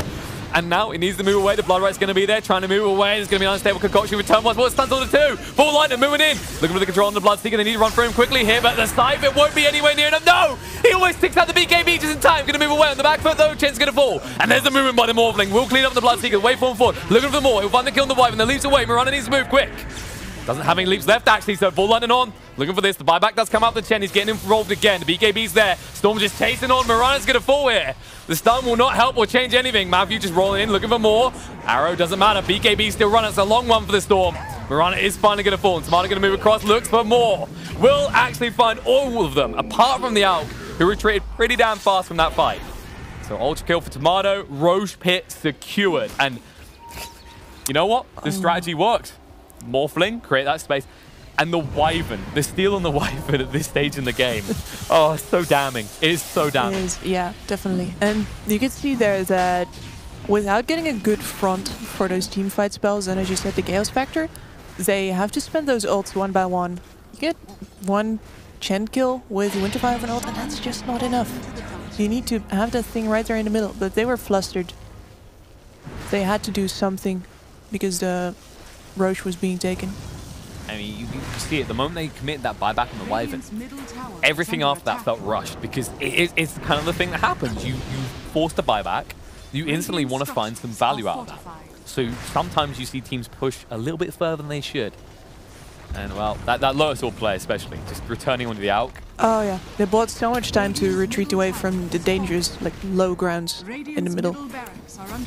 Now just trying to slow this down. Valuable. One Rax is going to go down, might be a second one. Wind's Curse is going to come out. Necro taking a lot of damage. Pretty damn tanky himself. The Terrorizer there. The Rupture. The Aeon Disc triggers though. BKB. Stuns coming in. They're holding Necro in place. They might be able to get him. No. He's going to stay alive here. Stunned up. Blood Sword returns it, but it won't matter. Blood Right's going to be there. Necro's going to fall.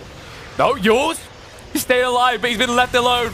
His team completely ditch him, but they'll feel it's worth it actually, as they got a lot in that base. And, well, they still have the Aegis. Looking for the Rikus. Might go in. Oh, moving forward. Storm gets the pick up. No, Alp's gone. Oh, dead for 100 seconds. They can move back in. He does have the buyback. He might be forced to use this, though. He has to. There's no way they can hold without him. There's something else that you get to do when you do such a crisp return. Like, people definitely think you're gone. Oh my god. Alright, that's one way to siege on the tier 4s. Tomato feeling a little bit cheeky there, but don't worry, Storm, he's focused on the realistic objectives here. Goes to the tier 3, the buyback's going to come out, the Eul's there, trying to move across. Blood Right, try and zone them out. Rolled out by the Earth Spirit in time, back across, just looking to stun up. Will hit on the Mirana in the meantime. Stunned up himself, Alchemist can't do too much, going to be drawn in with Vortex. If he dies here, they're in trouble. He can't even get the Chemical Rage out, the Cold breaks just in time. The Terrorizer's there, trying to move away, but Storm's dead for 100 seconds. Blood Right's going to be there. Morphling moving in deeper. He is in the middle of no man's land and all alone here. Stands his ground but does forward. Go down once. He needs some assistance here. Moose trying to move across, try and get him back to base in time. He's going to just try and TP out himself. Tomato, stunned up. The Abyssal's there. They might be running down. The Blood Right's going to connect to the stuns. No! They're going to get him. Mana out. Waveform away. It's going to be close, but they're going to keep on chasing. Concoction hitting again. Stunned up. No, he gets back. Chen, he did get the send-off. The boy who lived, not yet ready to die. Oh, I got nothing, you know. They win that fight because the Morphling is stunned on the backline for such a long time. He gets an arrow in the face while he's doing his machine gun thing. I mean, I was looking for the right words. I feel like the Scotty machine gun just popping him down from the backlines. You know what? It's not as impressive if they just stack on top of them. They don't care anymore, right? They're not, and that's kind of the brilliance like, coming out from Ursal. It's the range that makes it. It's intimidating them, but when you're up in his face, Steve coming out into an illusion here. Mistakes made, and actually Nada gone for 100 seconds. Oh, stun up on this Tomato. Can they actually get him? Terrorize going to be there. Does touch out with the mana, actually beautifully done. They still don't have a means to deal with him. Waveform all away. Needs to be careful. Stun does go on. The Earth Spirit, there's the Winner's Curse as well. Forced to fight with his own team. No, the arrow! They find the Storm. The Aeon is going to No, sorry, the Necrophos. Necro trying to stand his ground here. Needs to be careful. Alchemist getting low. He's dead! Tomato finds it. He turns it out. Himself going to chase for more. The Eul's going to be down the Wyvern, stuck in the tree line, trying to move away, but won't be able to do so. He's going to be ran down slow. The Concoction to slow him down, hold him in place, and Tomato gets killed. Double kill for him. On the side, Storm chasing for more. He will find him running. No, dead for 80 seconds here. And well, blown away is the correct line because yeah, they were so excited to get that return fight that they fought without, like, I think they once again just went in too hard without considering that they needed a really good Winter Wyvern ult. This one just didn't actually catch the Morphling in the AoE. This is problematic. They're forced to commit everything. They know Alk does not have buyback, and that's a huge difference here. They go for the throne. There's no easy way to stop this. Infamous going to go forward, looking for more. There's the use of the Terrorize to get away to Mana. He doesn't actually care too much, and now stunned up. Necrophos getting low on HP. The better find the bad way. Is he going to save him? Going to work. Storm just trying to take control. Moonlight Shadows ticking in. Mirana will be able to move away. Needs to turn around, move forward onto the Storm, but just dodging out. He says just finish the game. Just do it right now. Getting hit down pretty low. Can they get him in time? Yes, they can. Are they going to hold? No. Chen? Look at Moose go. Look at him go. The power of Chen. Oh, He gets it. The Chen push. Look at that. I wish I could look at his item, just see he's picked up, like, I don't know, a few braces or something, tank him up, give him a few stats, but whew, nice little, that could have actually went very awkwardly. Like, there's a potential to hold there, right? The fact that your Chen is a defining factor in your... that was way too close. I mean, in general, the enemy was all out of buybacks. Even if you die there, you're looking at a field with, you know, 4 or 5 grayed out heroes on each side for a while. You get to watch the creeps do their thing for a while. But still, yeah, that could have gone worse for it. They were probably done with the entire thing. It's like, all right, we sacrificed our Storm Spirit. We got our Morphling into gear. He did his thing. But we kind of highlight this issue, right? They were full in on the Alk. The moment he went down, you could imagine how much the atmosphere in the room changed. Like, oh no. Oh snap. Oh no. Well, everyone knows that's the game, and you can see it actually. The moment where it goes wrong is not the most. Even the moment where he goes in, things are still fine. The moment where he's forced to change targets, where you realize that you're not getting the morph anymore, and he changes to, was it a Bloodseeker? Alchemist. He became the Alchemist in that one. I'm trying to. No. The change targets over to the side where they're fighting. Yeah, because the Morphling went up the high ground, and then he changed it over to the right-hand side towards the guy that ended up being Winter Wyvern ulted. Yeah, there was the Winter's Curse that was on Storm Spirit, and the arrow connected. And Yeah. moved in. And that was the defining factor. That has been the defining factor of that entire bloody game, is those arrows. Those arrows nearly turned the game around. I mean, sometimes you just gotta throw them, man. It's not on the lull throw value of Sing Sing onto no tail arrows, right? Or the good old days. But they were more defining in terms of victory. Like, time and time again, you have to give him so much credit for that. Yeah. If you look at the angles that he was picking, you know, skirting over the trees or making sure that he was in the places where people could show up in his vision, they were looking for him. Even after he had a start where he didn't even hit the ones that he was set up for. And you gotta have the confidence to make those plays. So, credit to him there, really. Yeah, that was kind of the story of the game. We were worried that Storm was losing confidence, but he proved with the assistance of his team that they were still in a bold position to do what they want. But predictions-wise, we said Infamous were going to take that. So yeah, look at this. Look at it. We've got chalk. We get points. We get lines. Not as many lines as Charlie Sheen, but you know, we work with what we got. They're the same color as the lines he gets. But we'll gather some more. We got a long time, okay? Look at this. Owen, guys, they only got 3. We should give them a nice surprise when they come back in the morning. Okay. Well, actually, more action to come. We're going to go to a break. We shouldn't be too long before we're back with the second game between these two sides. So stay tuned, guys. You don't want to miss it. We're going to a break.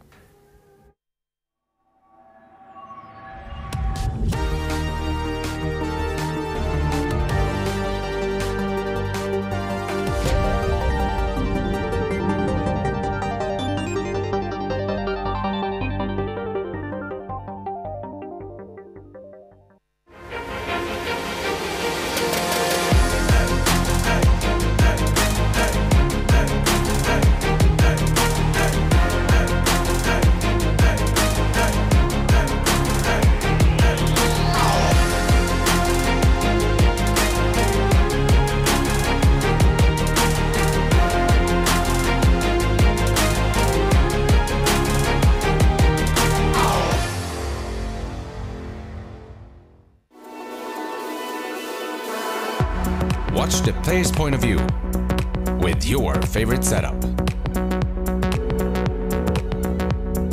Follow your favorite Dota 2 player in every detail. With the Snipe Sense, you can get direct predictions about the upcoming game. Subscribe to the Digital Pass now.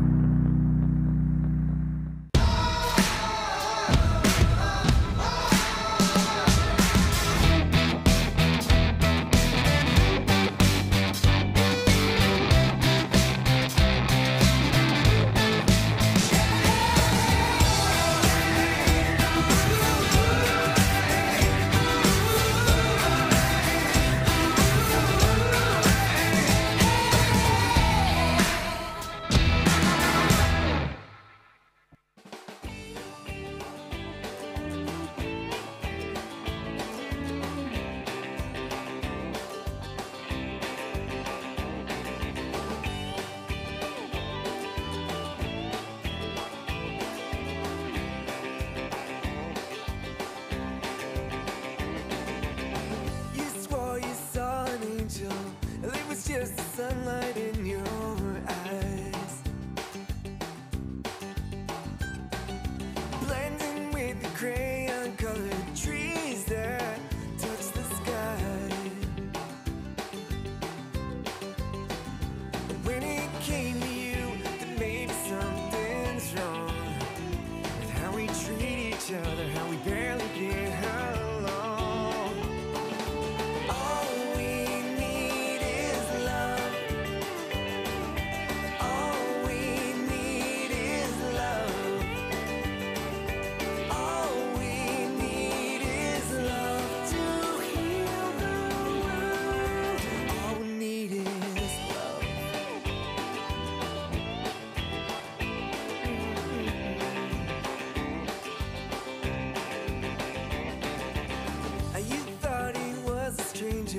See the desperation in his eyes,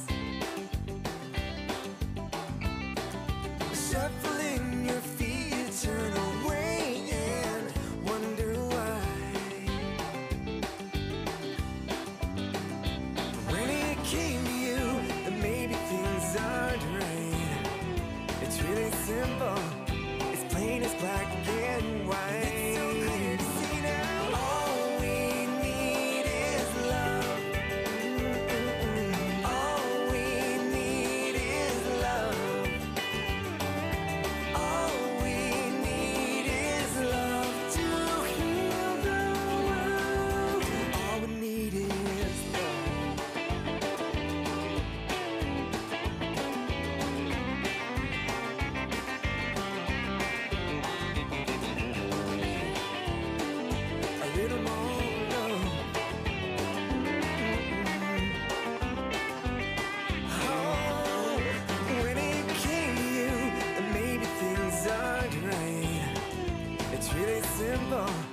It's plain as black and white,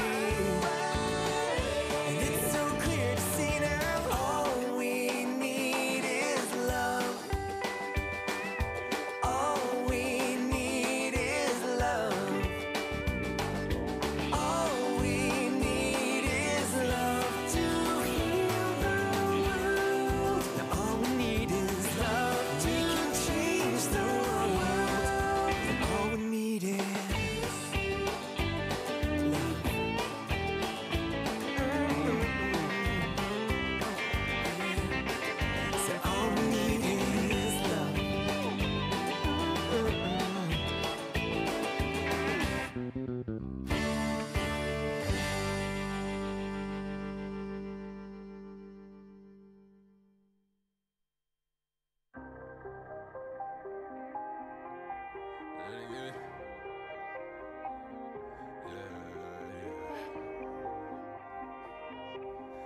Too gone now.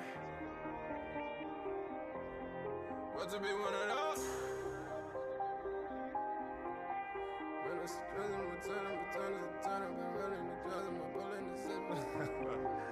Oh shit. Alright, let me talk for real. Yeah! I've been raging on my own in the long cold night. I've been hanging out till 4 in the morning.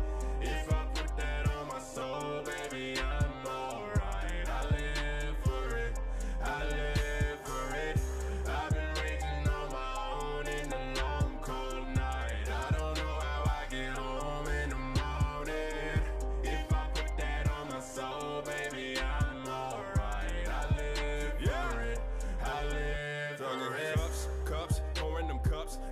drinks in a rush, all for the rush. Too many girls in the cut, feel like we can't get enough, can't get enough. Dancing it down on my luck, we in the city, so trust, vibe is a must. They say we going too crazy, I say we don't give a fuck. Cause someone got shots going round like a carousel. Battery pack on my back like a Duracell. Baddies on baddies in love with the dairy. Yeah, this part of town, they got bad bitches everywhere. Soon as I start, I don't wanna stop.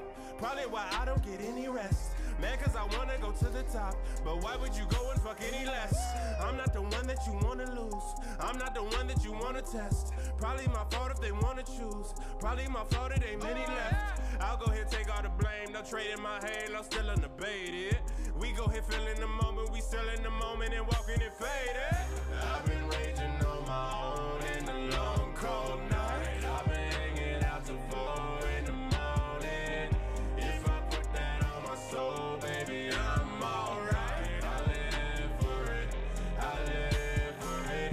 I've been raging on my own in the long cold night. I don't know how I get home in the morning.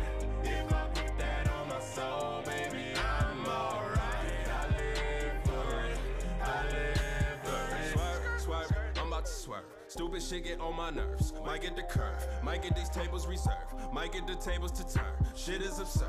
Girls on the couch I prefer. Girls that know all of the words, all of the words. Shorty got even Serena beat. She might get disturbed. Cause studio parents don't care what I'm wearing. And very aware they mistaken for arrogance. All cause these girls who hold marriage to Maryland. Love on my black skin, ain't that American? Feeling myself, I'm all in the zone. Molly and Mom got me energized. Swear to God, we gon' get truly gone. Soon as the DJ play hypnotized. 1 minute I say I'm going home, 1 minute later I'm in the sky. Problem is I want it both ways. Lucky this girl is a Gemini. I'll go ahead take all the blame, no trading my halo, still unabated. We go ahead feeling the moment, we still in the moment and walking and faded. I've been raging on my own in the long cold night. I've been hanging out till 4 in the morning. If I put that on my soul, baby, I'm alright. I live for it, I live for it. I've been raging on my own in the long cold night. I don't know how I get home in the morning. If I put that on my soul, baby, I'm alright. I live for it, I live for it.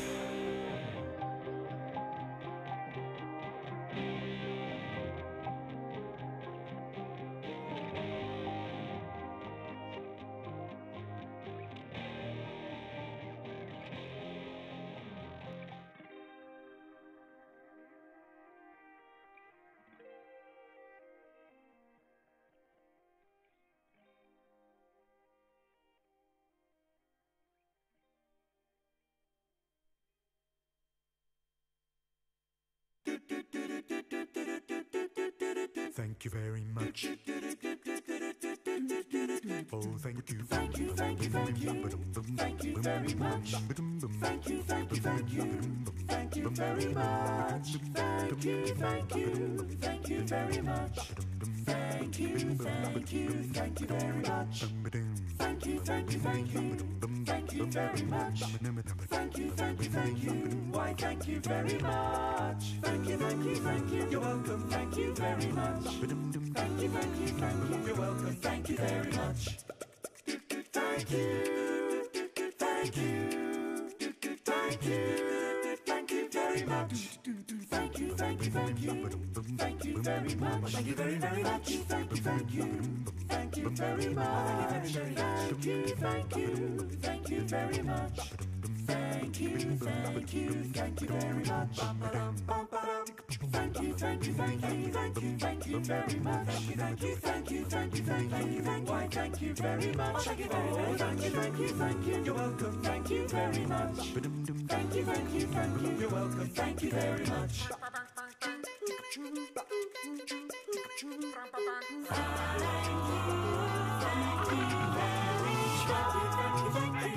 Thank you very much. Thank you, thank you, thank thank you, thank you, thank you. Why, thank you very much. Thank you very, very much. Thank you, thank you very much. You're welcome. Thank you very much. Thank you, thank you, thank you, thank you, thank you very much. Thank you very, very much. Thank you, thank you, thank you, thank you very much. Thank you, thank you, thank you, thank you. You're welcome. Thank you very much. Thank you, thank you, thank you. You're welcome. Thank you, thank you, thank you very, very much. Very much.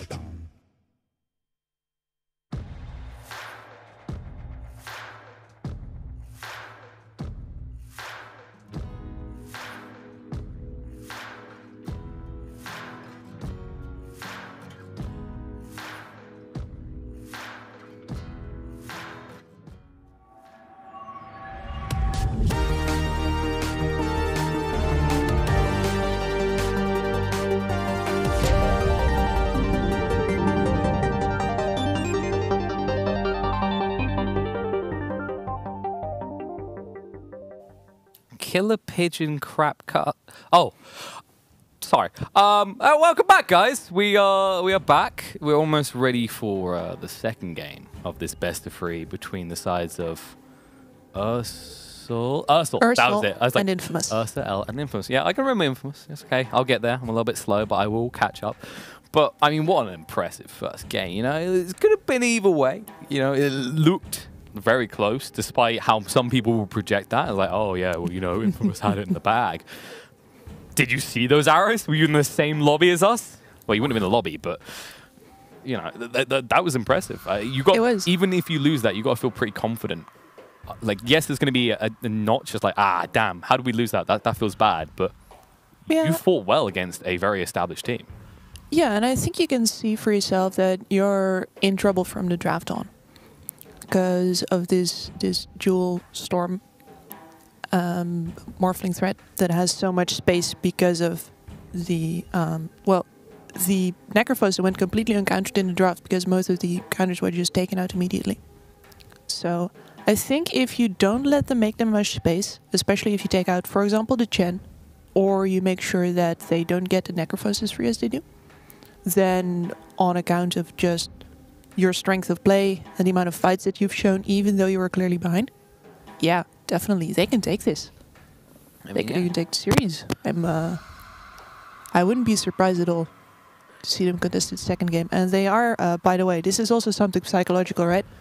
But the team Ursal is full in the lobby right now, and they're waiting. They're ready. Sitting there, come on, guys. Round 2, fight. What you got? Impus, like, you know, just partying, like, we took the series, and then the manager just goes, guys, it's best of threes. You're not done yet. You need to get in the lobby. You need to fight for this, all right? You're one up. You're not out of the woods just yet, sonny boy. But I mean, oh, you got, yeah. Look at you. They're all coming in at the same time now. That's also a strength move. You know, people think that just because this is the internet, right? There is no body language. There is so much body language going on. If you move into the lobby with all 5 at the same time, that's a way different expression than if you just like, someone comes in here to go in here, one goes out again.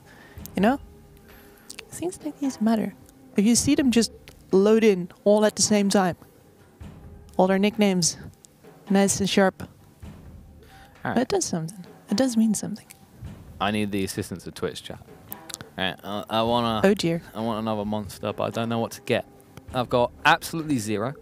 I've got the what's this one? The Mango Loco. I got the Doctor. That's my good one. I like my doctors. They're very good. They help me. They cure me of my energy needs. I got Rehab, Tea, Lemonade, and Energy. I'm not quite sure how you get energy in a can, but they've done it. What do you need rehab for if your doctor's already took care of you? I mean, well, you know what? You could just make the comment that my energy needs got so bad I had to go to rehab. The drink.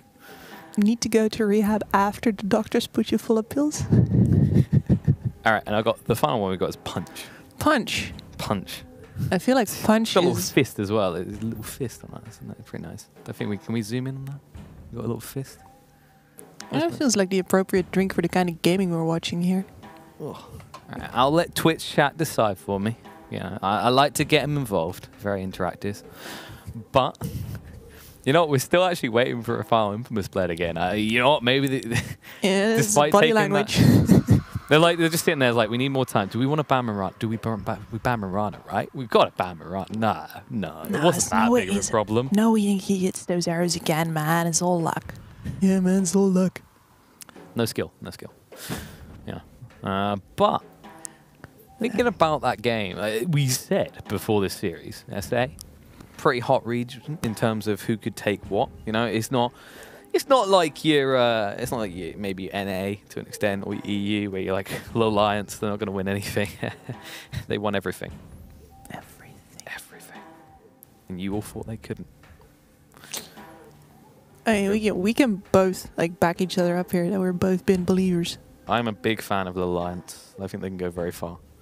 You're hearing it here first, actually, because Owen was saying earlier he thinks that Ford Gaming are going to take it. Now, I'm sorry, but I'm saying Alliance. Yeah? You ready for that? Anticipate it. Mark this as well. You'll have 2 to go back to. One of us is wrong, one of us is right. Whoever's right gets 20 points on the board. Right? Won't matter because the board's going to be gone by then. But like I'm that. changing the rules of the game. All right? Flipping it. I'm not gonna stop you.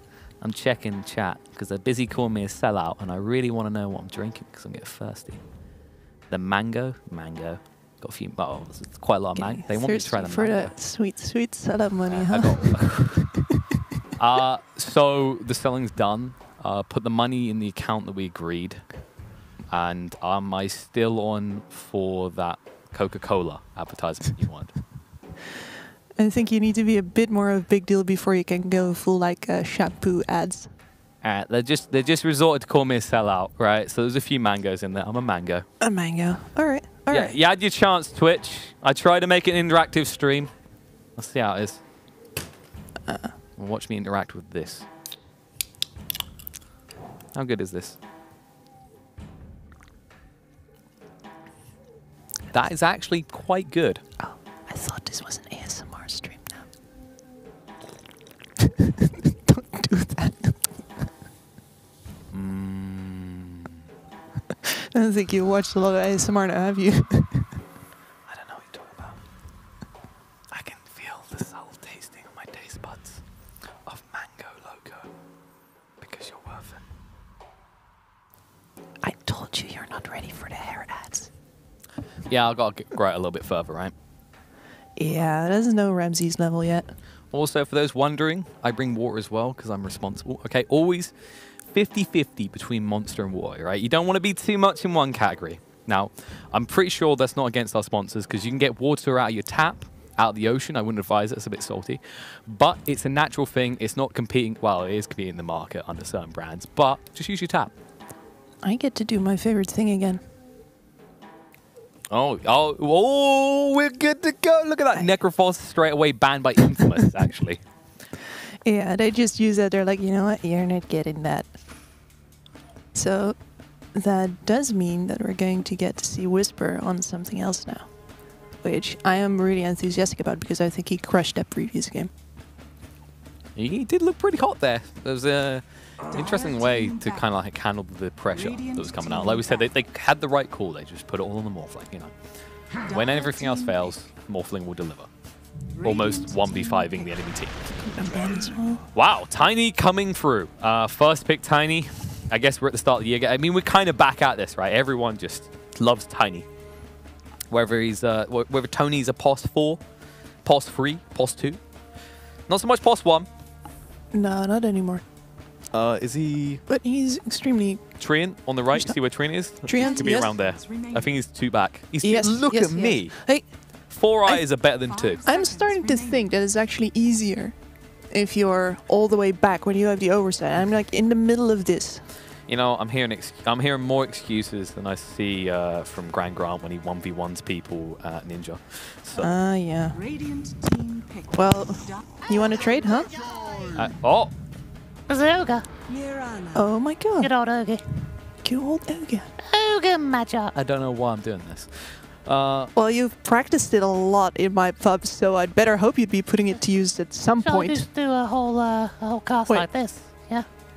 Infamous. Can you? All right, we got to get a Mirana. Another Mirana. I know where to find that one now. You know, I used to call it Meme Rana because the ad. Meme Rana. It's a good name.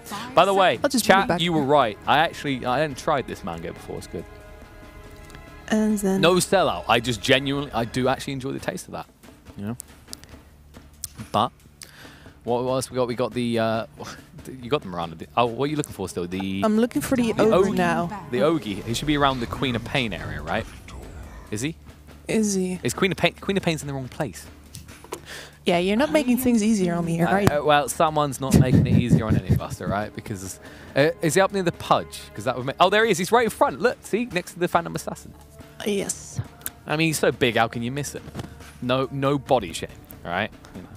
Ogies have feelings too, but we have got a Treant which. They might even have double the Bam. feelings. Right there, Treant. Bam! Look at that. Treant.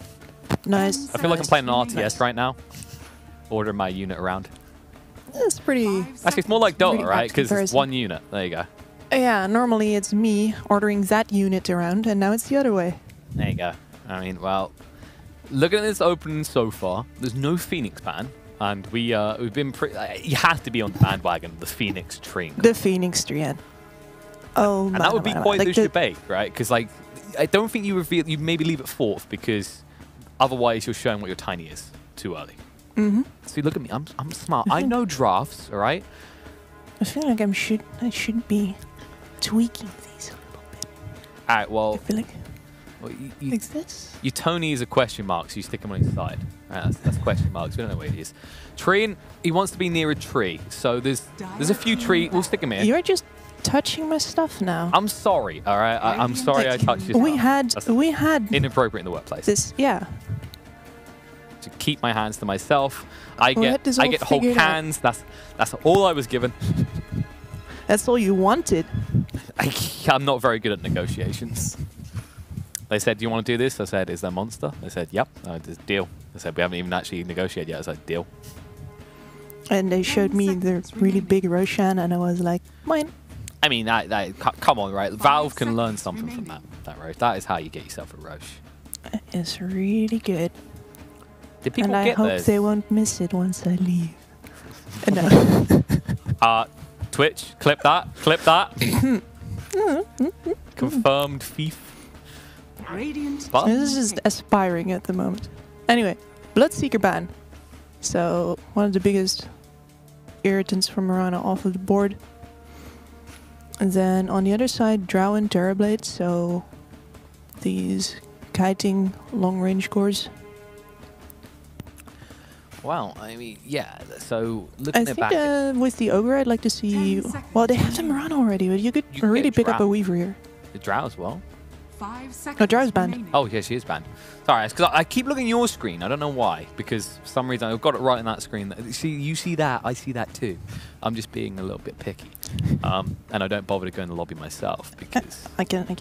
No, that's fine. can That's fine. share. I'm gonna look. I've I'm learned the generous. hard way, Kips. All right. I'm looking. I'm gonna see that. We've been through the tough times. You know what that is? They've been watching a little bit PPD. And Ninjas in Pajamas through the Kuala Lumpur qualifier. I think almost every game they had Ogre. PPD, you know what? He proved you can just win with one hero. It worked. It is a very It strong does. support right now. You know, it's beefy. It can harass people out. And it buffs you up later on in the game. Yeah, it buffs you up early even. I think it's an underrated aspect from a lot of heroes because you don't see the Dire impact team pick. too clearly. Uh-oh. Uh-oh. Well, That's- there's someone who's going to hit fast. We don't see Monkey King too often. We had a discussion about this today. We're like, you know, MK, the whole concept of this hero that moves completely differently from anyone else Yeah. is so powerful in theory. But I think one of the biggest problems is how weak Jingu, level 1 especially, level 2, is kind of okay. It makes it very hard, especially with your attack speed, to fight up against the lane, especially with so little armor. Yeah, and he's fragile too. It's hard to get that snowball rolling. I mean, the PL pick's good as well. I like this, actually, because, of course, 10 seconds remaining. Monkey King, you force him to maybe go Battle Fury. And 5 seconds remaining. Battle Yeah, Fury Monkey is King does not the not most want to do popular. that Yeah, it's not like all. even on heroes that used to love it, like Ember. They want a Maelstrom instead, right? Look at They want this. Maelstrom. Look at that. Look at that. Okay, ambidextrous And But- I didn't even trip over my cable just now. I mean, that's a good thing because, like, I'm not gonna lie, we've got quite a wide. You could easily just kind of headbang it and flip the table off the set, which would be impressive. But then, If I want to go out, I want to go out like It's- that, yeah, with like an that's- explosion at my back, preferably. you just got to do it from the front so it knocks the camera out as well. It's like, all right, we're all playing. You have my permission to touch that one, by the way. Could you scoot it over a little bit? Can I just? Okay. Wait, who we? All right, he's supporting him. No, oh, wait, no. Supports would hold you up. So to prove that he's supporting him, there you go. You're breaking your own rules again. That was supposed to mean that it's not sure he's going there. I'm pretty No, sure no, he's no, going no. there. This means he's not going there. 5 We don't know. seconds This remaining. is like he's being held We up have by. Weaver him. Ursal already. What? I mean, Weaver. Yeah, okay, they're getting a little bit speedy. Calm down. Ursa, Monkey King in the same lineup. The Ogre Magi, in fairness, the Monkey King is going to be a lot more frightening. And Infamous, they already look like they just want to come these lanes and win the game straight away. I'm a little bit worried, though, especially for that Ursa pick, because they're going to probably lane like a Tiny in a Trim. And despite what people might think, Ursa doesn't do too well in that lane because, of course, they hit incredibly hard. And until you've got Enrage, you're going to feel it pretty hard. When you look, so you're looking for the Ursa. I'm looking He's for the be Ursa. right at the bottom right, shouldn't he? Yeah, I already looked there because that's 10 where I get my seconds Weaver. remaining. All right, so we've got a Weaver.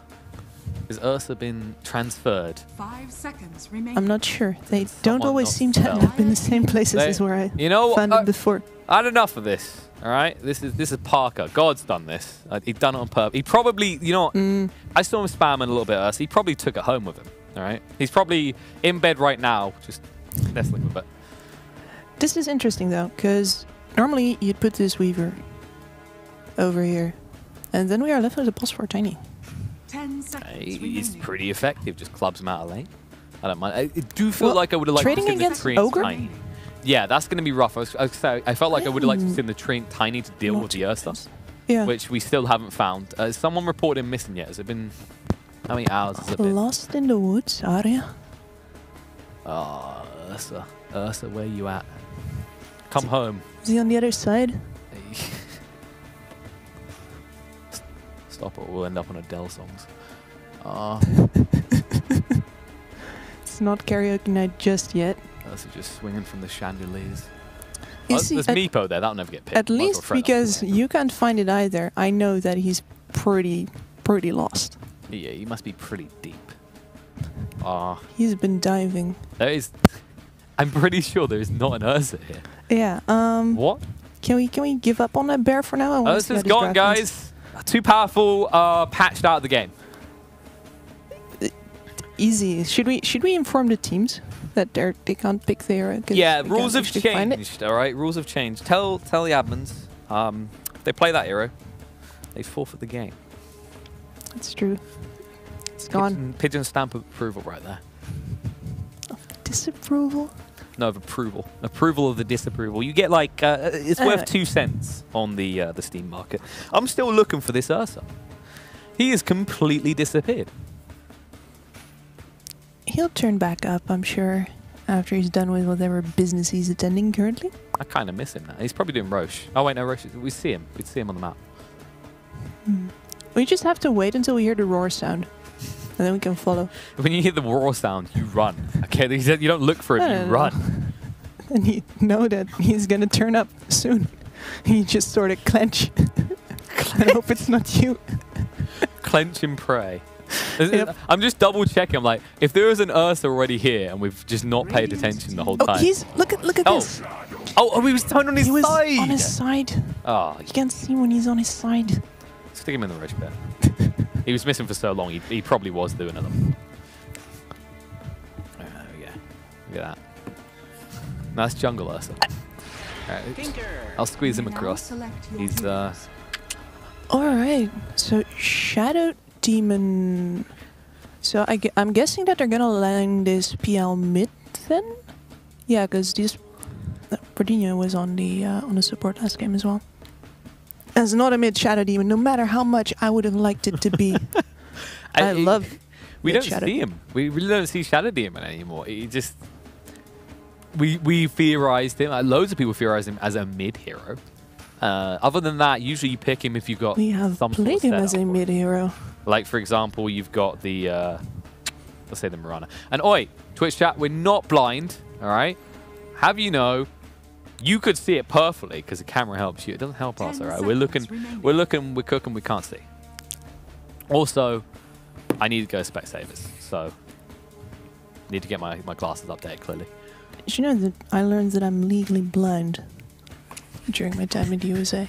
We've been over this, yes. Technically, you are legally blind by the parameters given by America, was it? Yeah. Yeah. So I should also probably get that Tinker at some point. But no, it's all right. Like, we were debating you all along. We knew where Ursal was. I mean, Stick him over here. come on, no. Does this support Monkey King then? Wait. I don't know either. Is it support Mirana? Could also be support Mirana. I feel that's more likely. Monkey King support is...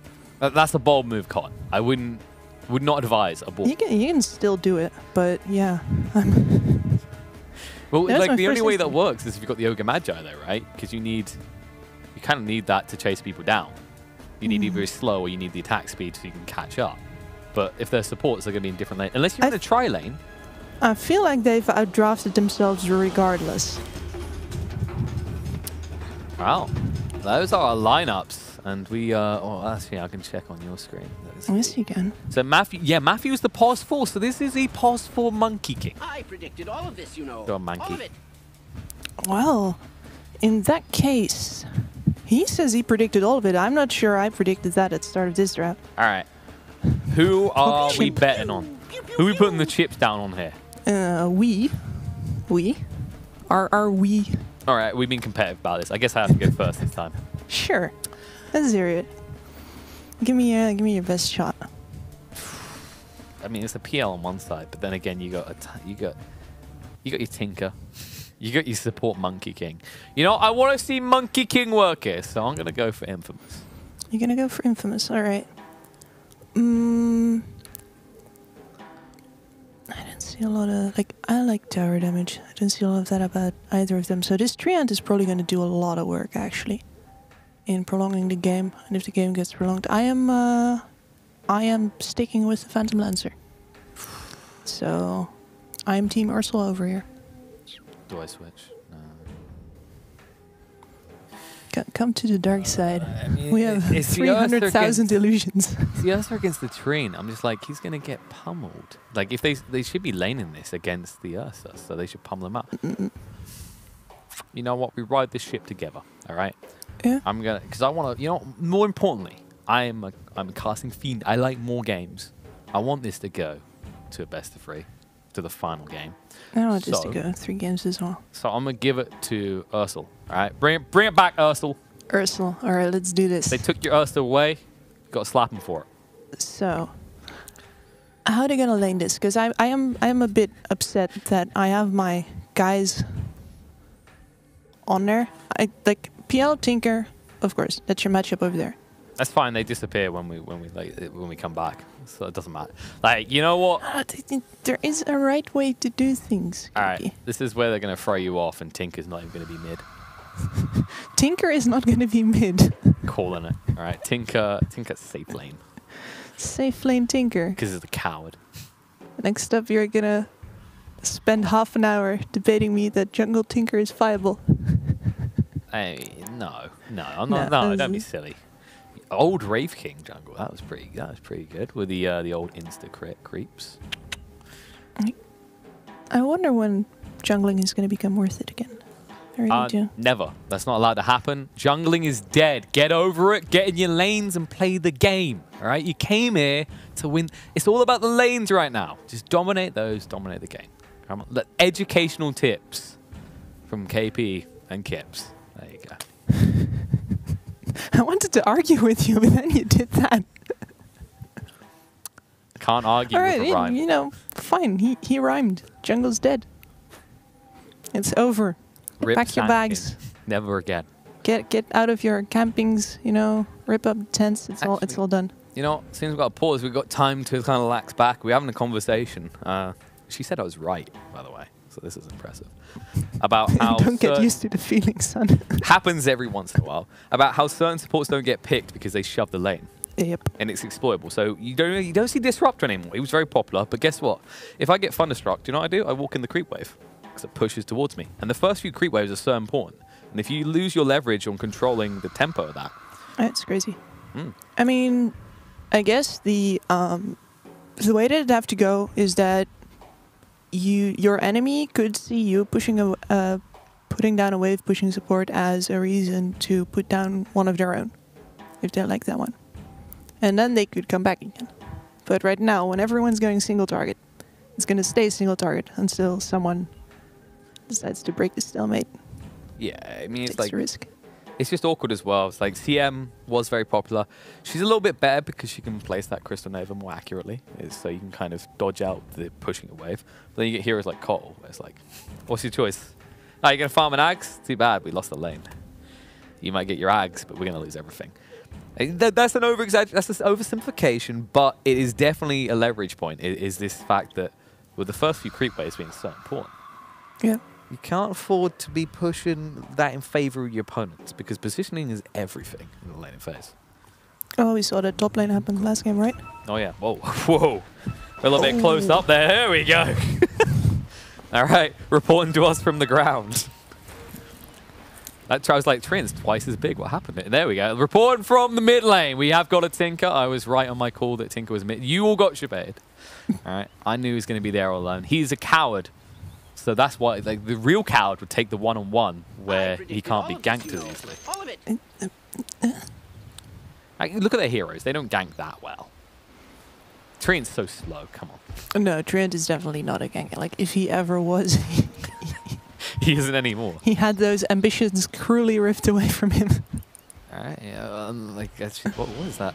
What's that? There's a mark? vision from that Monkey King coming in already. Oh, he actually leveled Nature's guys already. Yeah, like the vision from the monkey. But do you see that? The Trin took the route level 1. Now, we don't see this often. So there's got to be a play behind this. He's either scouting out hard or he's going to go for a snipe on the core at mid. Wait, I was so busy with those things. Which one was picked up earlier? It was the Trent was first phased, right? Yeah, because we were theorizing maybe Yeah. a spicy Phoenix pick coming out. Yeah, so So it's it's Ogre. interesting actually that the Monkey King's vision is actually an equalizer and not a unique thing on the battlefield. You know, and he doesn't want to destroy trees himself. No. But, you know, look, this is a skill kit, so remember this perfectly. It was Ogre into Mirana, into Monkey King, into Ursal, into Tinker. Look at that. I didn't pay attention to the other side. But they're actually running down this Shadow Demon. It's a slow death, but is it going to occur? The Orb of Venom slowing him down. Matthew trying to move across. Oh, nice cutting on trees. But can they get that? Matthew's getting low on HP himself. Uh-oh. Snap! Debated it, and he's the first blood as Nada. Well, like, that's not what he got from that. He got a nice 1 kill. They'll harass moves a little bit, but this guy's a little bit more tanky. Yeah, he's an ogre. He's gonna shrug that off. Just shake it off, okay? He's a big Taylor Swift fan. But looks like they're going to stick Tomato. He's going top. So they want the matchup against the Weaver, which is fair. Mirana, while not the most impressive right clicker at level 1, against the Weaver, he really feels it. Yeah, it is. And she is the only one, well, the only one, but like, she can make that range work for her, unlike the Ursa. It was instead gonna, well, punch or be punched. This bot lane is pretty much the punching. Yeah, a lot of bludgeoning will go back and forth. Of course, Trent hits pretty hard and Ogre regens very fast. Look at it, though. This is... They have both the supports in the bot lane right now. Yeah, they figured out this. Actually, guys, there was a mistake in the laning, not the draft. Draft perfect, all right? We just need to switch it up. I think they're trying to force a switch from their opponents first. So they have TP advantage. But not really working out too much so far. In the mid lane, in the meantime, Tinker not doing too bad. Considering this is a tiny, you kind of expect this sort of CS start. But a little bit higher than we would expect, considering you can blind him to stop him getting 1 or 2 CS. Yeah, he's doing really well for himself. I'm very curious how long they're actually prepared to keep these musical lanes up. Because there's a really big price to pay for that. Especially in your experience towards the mid lane, because it makes the mid lane that much more overleveled compared to you. When you spend so many resources. Kips. Oh, mid. Tiny even slowed down. Can they get through him here? Actually, the Orb of Venom slowed down the balance strike. They got enough to get the kill. Alright, there was something important I want to ask you. What do you call it when one South American player gets really far ahead with the last hits? a siesta. I'm sorry, that was bad. I'm gonna stop. I will never joke. Oh, Moose! He's dead! Again? Alright, you know what? Moose is like, that joke is so terrible, I'm just gonna die. Killed by DLC like every game I've ever liked. Hey, as you know, in your older days, DLC used to be a source of happiness. That was a long time ago, Kips. I remember. Alright. Gaben delivers. As long as the memory lives. Gaben gives us cosmetics, that's all we need, alright? He understands. That's true. You know, not like certain other MOBAs where you have to unlock your heroes with money. With unreasonable amounts of grinding. So Matthew, he needs to get that free because once he has the Jingu, he can be pretty aggressive here, right up in their faces. But until he has that, like, this kind of thing, there's certain supports that have these huge power spikes and they sacrifice effectively at other levels. And actually moving forward on Shadowly in the main game, Tomato, he will die in return though. The final hit is there, actually dies to the... No, the final hit was from Reaver.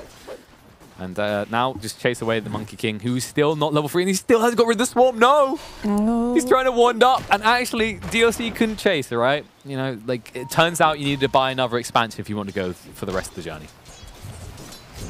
What I was going to say was that the Mirana was winning the regen battle, because she had much more left. But after going back to base, I'm not sure that matters that much anymore. That's a dead trim, and now this is a good the bot lane as well. Oh, Monkey? Alright, that's a little bit close for comfort. Oh no! He cut the tree! Alright, Shadow Demon is still gone, but you know, props for the play. You gotta commend it. Oh, the arrow! Oh, Timado's showing that he can do it just as well as the previous game. Vengeance had. In fact, who was it on the Mirana for Ursal? It was last time. No, not this time because it's Tomato, but Ursal had the Mirana last time. I'm thinking. It wasn't their offlaner, I don't. No, it was their offlaner. So it was that guy. It was DLC, I think. Yeah, so this was sweet, sweet justice. Yeah, justice is being had here. They smack back and forth between these two. But looking at this so far on the CS, Tiny we expect to be on top. Ursa doing pretty damn well, getting himself some kills, doing really well in the early CS, which is important because you want that phase boots Aquila. Because once you have those, it becomes a game of run at me Dota. And like that's the other that's another thing that makes Ursa pretty good in the laning phase against the PL is he can't doppelganger off the Fury swipes. Nope, he cannot. They last so long, you have to retreat at some point, and that's always the awkward part. You can kind of get starved out a little bit. For me, I'm expecting that this laning phase is going to break down when this Tiny decides that he can go start moving. But right now, he's actually having the time of his life in the mid lane. That's true. It's kind of awkward because he has to keep the Tinker shut down, and he will do that as he just dives to town and kills him with an avalanche. But eventually you need to levy the rest of the map. But I feel like it's just worth staying here until Tinker gets his boost of travel. Then you start moving around. Well, you can either hunt him or hunt his teammates and force him to show up. Either will work. And I think like the side lanes are sort of a curious stalemate here. Oh, Logan's getting love here. Chasing through. Leech did a lot of damage, but we're going to move away. And P4 being pretty intimidating up against these two. They are tanky, but this is an interesting build coming off the Ursa. He went for the second point in Earth Shock as opposed to a second in Fury Swipes, and makes it a little bit harder to sustain that harass to a point where you can kill. Like just kind of like how they're approaching Monkey in the bot lane. They just keep staying in his face and forcing him to just leap away all the time. And he's at a regen as well, so he can't trade as favorable as he could before anymore. And the Dire side actually got themselves a new set of tangos as well. So they're sinking their money into staying in this lane.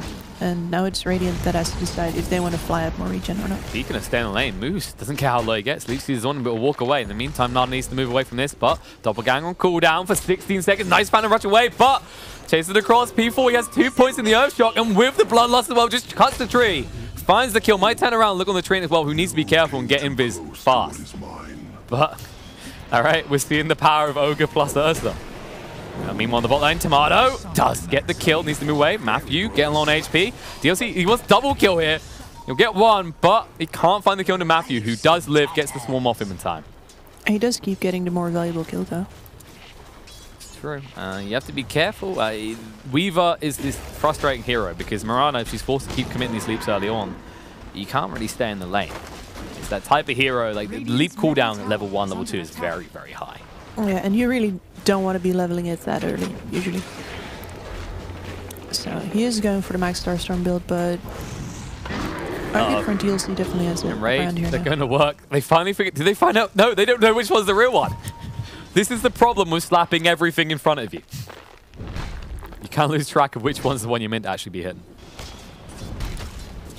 But look at the level difference actually in that top lane. Ursa's he's up to 6. Kale's level 4. Matthew up. Oh, there's the Tiny. Yeah, Tiny coming through. What can he do here? The root's going to be there. P4 trying to move away. Doesn't have any range for 20 seconds. Nice boundless strike from Matthew. Beautifully done. Patience had. And that means they can retreat and know that Tiny is no longer mid. So Tinker, he just gets to begin the farm fiesta in it. Yeah, this is a wasted rotation. That's an important one as well. It's very costly. It shows that he was ready to go and move. And they noticed from him now. Nighttime is over as well. So now, and the Tinker is actually also moved into the jungle already. He's level 9. So they give the lane to Matthew now. So trusting that the Mirana either gets the farm or that she is ready to disappear under the bus for a while. It's a little bit greedy, but Monkey King does need those early levels. If you're especially going to run it as a support, you need leverage in terms of the slows or the Jingu mastery to stay in the fight. All right. I have never seen that before. I've seen some interesting ones. Oh, Arrow. Goodbye, very nice combo. But I think my most interesting one I've seen is I don't know if you know Murata. Oh, no, Monkey King. What? Toss comes out. He needs to move away quickly. Matthew, bit off more than he can chew. The Shikuchi through, and Weaver should be able to finish off. Nice one usage. Murano illusion just body blocking, nicely done. But Matthew, inevitable that no, he gets his dream. Leaps away, it's close. Oh, and the avalanche misses as well. Matthew, it buys so much time, and while that's happening in the top lane, Trin's going to go down. Nada, he's already used the doppelganger. 10 seconds to move through. P4 wants to get this. Clap comes out. They'll get the kill. Double kill for this Ursa. That is rough. And this Tiny is wasting so much time. But I want to nerd out a little bit here. And you know, my favorite one I've seen is if you're going to Kunkka as a Monkey King, and you time the tree, the spring right, the leap out the tree, you can actually skip X. He'll draw you back, and then you'll continue to leap. You go all the way. It's very. I wanna see that.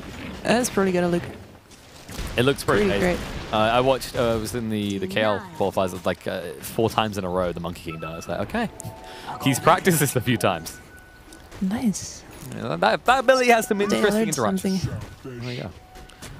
Interesting facts with Pigeon and Kips at what's the time right now? Oh, we hit midnight here in Sweden.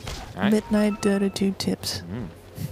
What I always like about Monkey King is that he's one of the few heroes that can 2-shot waves, and not just in a sense that oh, he has this window where he can 2-shot, but if you get the right amount of farm up, it scales pretty much infinitely because it scales with your right click power.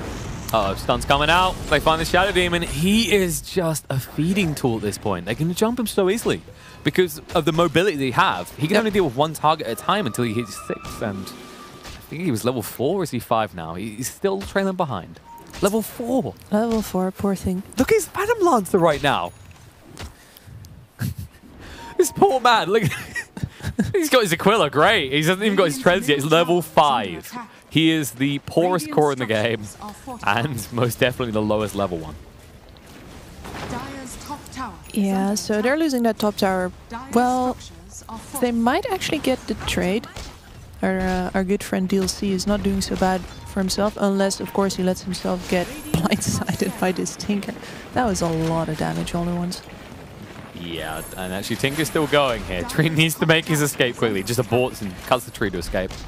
And that's actually something a lot of treants start doing, is carrying that Quelling Blade, because it opens up the paths you can move around the map. Meanwhile, P4 on top does get enraged, going to turn around here. The stuns are there. Can they control the Weaver long enough? No! Disrupt will protect him, and now P4, he's going to be ran down. It's close. They don't have the detection, though.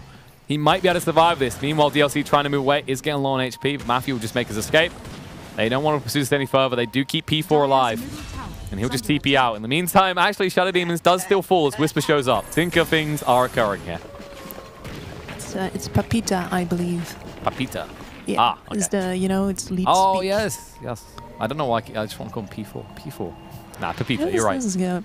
You're right. Nicely. I forgot that was. It's been a long time since I've done a little bit of SA action. Look at the vision that's been established up top, though. They've got one ward behind the tower. They got another ward on this crossroads, which guards the rotation between mid and top. So this tower's gone now, and they're ready to move into this jungle. They got one mid as well. They are just looking to take tier 1 quickly and then starve off the PL by the looks of it. And this PL is not ready to farm the triangle at all. And his team is not pressuring the bot tower right now either to free up that jungle space. Speaking of PL, they find him and Ray's coming out. They can't do enough damage. Doppelganger, but they'll be able to chase on through. They don't have the control anymore, so they use the balance strike quickly. I mean, they don't even have to chase him at this point. That's the worst part. He is so underfarmed that he has basically nowhere to go. And, well, what's he going to do? Buy salves from his already meager supply of gold in order to keep jungling? They need the space on bot. Honestly, I would like to see Tomato stick a bit more to this bot tower here. Because every minute that this bot tower stays up is another minute that they can super easily choke out this PL. They're going on to the Tinker here. They find him the root. Now Trin getting low. Isn't quite finished off though. The Overgrowth's going to be there. Needs to be out the March Machines. Will be able to do so. In the meantime though, Tinker's going to be held in place long enough that Weaver kills him off. This is why I wanted to see the Mirana go there instead of the Tinker. I guess they do have the same idea though. They would want to hold on to that tower. And if you do it with the Tinker, he does at least not have to move through the vision on bot. But yeah, that was not ideal. It's intimidating for the Mirana as well because of the roots, of course, so you can't leap away. So a little bit more tanky than Tinker though. So I think you're right in that there's more chance of surviving. You want your Tinker to just be empowered in these easy locations while the Ursa aggresses the enemy jungle. Yeah. At any rate, it still takes a long time for them to take that tower. So, and they have to show the Tiny for it as well, so that is free space for everyone up top to do whatever they want, because I think the Tiny is the biggest threat to them at this point. Yeah, Tiny does have his Blink Dagger now. He's about to buy it. So this could be the opportunity to start flipping things around for the side of Ursal. His first round of rotations to make the difference weren't that great. So I hope he gets better luck this time. Oh, he shows it instead. Yeah, I think the problem here is actually look at Infamous. They are anticipating. They know the timings. This is around when you expect that Tiny to pick up the Blink. So they're already keeping multiple heroes around. The Monkey King just scouting out at all times. As they slowly siege these towers. Actually, can you stop it? Trin's coming in. Ursal has to react though. Oh, it's taking a long time to get rid of this tower. We will just clear the creep wave and force them away. The Moonlight Shadow was used as well. This is all space for Tiny to keep farming, but the problem is he's now got the Blink. You need him to be going for kills. Yeah, I was about to say, you don't need the Tiny to be farming. Normally, like, if this game was going like regular, you'd have the Phantom Lancer on this bot lane right now. But instead, they are so nervous about this PL that they want him to stay near his teammates. And he's still farming top in vision. Uh-oh, Trin got found here. Was looking for the Monkey King, guessed the wrong tree. It wouldn't have really changed anything though, as he does get felt. Just tanking ganks at this point. Someone has to eat it. You don't want it to be the PL. Yeah. You can see the Shadow Demon actually marking bot like, stay here. We don't want to go top anymore. Like PL, this area, this is your safe haven. Go here, live. Well, safe is a big word, but at least he's going to be hiding behind the Tiny. He has some sort of chances at escape. Looks like they're finally going to get the tier 2 top as well, as Murata does come across as well. Oh, and able to take that out. And now suddenly, Ursal's entire jungle is not safe. Well, the main part, not a little sub part where PL has retreated to. It'll be safe there for the time being. The famous triangle. The holy triangle of the triangle farm. The Illuminati farm zone. Is secret meeting between Ice Frog and Illuminati. This is where they print the banknotes with Gaben's face on them. Put me down for 200 of those. I think in the next few years, Gaben is going to move into currency for countries. He's going to set up a little island called Ark, and it won't be like that one from Brink. It'll be a good one, right? That people want to live on. A good one. I can't give you more information than it's going to be good, right? Like I'm not the mastermind that Gaben is. I can't anticipate his thing. Yeah, I also don't think that we're going to get a spot on this this Ark. Don't flame Gaben. It'll be fine. Like, let Twitch do that. They'll fall in that trap, and then they lose their spots, and we get their spots. Right? who would ever let someone from Twitch chat into their private island? Just tell me, you know? Maybe they're different in person. You never know. Meme aficionados, copy pasta connoisseurs. Oh, look! They're looking for Tiny right now. He's picked up his Shadow Amulet though. This is Ty and Boris, but Peter's on the hunt. It's always just so sad. Like, you're a Nose Tiny, to and this nose. is what you've been relegated to. yeah. You are basically being your Treant right now. Oh, Moonlight and Shadow. he might have Nada. even missed the Ursa. Oh no! They can actually hit him with the arrow here. Tomato's just like, patience, patience. There it is, arrow connects. They'll be able to run him down. The balance strike, he's dead. Well, there was only so long he could farm in his little safe haven before they would invade it. And actually, he finally pays the price. Now, Tiny TPing, but they'll know he's around here, and this is just forcing your powerhouse at this point. Ursal's Tiny to just be reactive. It's hard to find kills. He actually could go with the Ogre, who's pretty tanky. The toss is going to be there, though, and they'll find the kill. Assistance of Shadow Demon's more than enough. And they do actually force the Radiant Invasion back for now. I don't think it is going to be long, though. They got the ward down as well, so they'll always know when PL's there. Look, the pings come out, he's back at it again. The power of warding this Monkey King provides is actually insane. And it's really great. But to be fair, it wouldn't be that useful if they didn't have a huge They tower found advantage Peter. here. And Rage comes out, he's trying to move away though, going to go for the TP. It's going to be close call. The Overgrowth is there, they'll get him once. He needs some assistance. He's only got Tinker here, going to clear them out though. That'll be enough to scare them off. The Aegis was expended. I'm fine with that for now. Yeah, you have to be, right? You can't, that's too greedy to go for the kill on that afterwards. You break off the pressure on your top side of the map, and I think that they might feel safe. Like, here's the problem. You always have this bit of lag between, because the PL took a while to learn that top wasn't safe anymore. Now he's farming the triangle, but by this point the triangle isn't safe anymore, and Tomato has actually been carefully pushing bot again, because they are ready to start taking that lane of towers now. So once again, he's in unsafe territory. By now, he... Speaking of Tomato, they've smoked up and he's got Moonlight Shadow again. So they can make their move if they want to. Matthew's suspicious about Vision, and Nada is back at it at the Ancients. They will know. And they put down the ward, so they'll see him. They can move in. They don't... His cover's moving in as well, though. Oh, yep, stun comes out. Their arrow, a little bit too late. The disruption does make sure they can't do anything. Nice leap away just in time for Matthew. The leech seed will slow him down, but suddenly they don't want to fight. And neither does Ursal. They just want to secure the farming area. Try and get his PR back in the game. He's still the poorest core in the game right now. I always said before that this is the victory condition, and Infamous are being very diligent about constantly pressuring him, constantly keeping him off balance, and they need to spend so many heroes in order to keep him safe. The worrying thing is, while they're doing this, the win condition for Infamous, this Tinker's getting out of control. Meanwhile, on the bot lane, Treant does get found and does get full. And they maybe want to... Are they going to try and aggressively? They are. The Blink 4, they find Tomato. Going to toss him up in the air, and when he comes down, leap away. It won't matter, though. We've got the final hit out. They're pinging. They know Matthew's around here, but you don't want to spend too long hunting for him. You just want to push the lane, make sure you keep that tier 1 up, because it makes it a lot harder for Infamous to sneak in while it's there. Yeah, you can... If you are Ursal right now, you should be trying to get some vision down in this jungle. I think the Shadow Demon is going to do exactly that. Yeah, there we go. So now this PL can go play on bot lane a bit. And it's especially useful if he doesn't get pushed too far back, because it means he won't be in this carefully placed Radiant Vision anymore. Oh no, Matthew went straight into the avalanche there. Boundless Strike, might be able to move away here. Turns into a tree, leaps away just before the poison could touch him.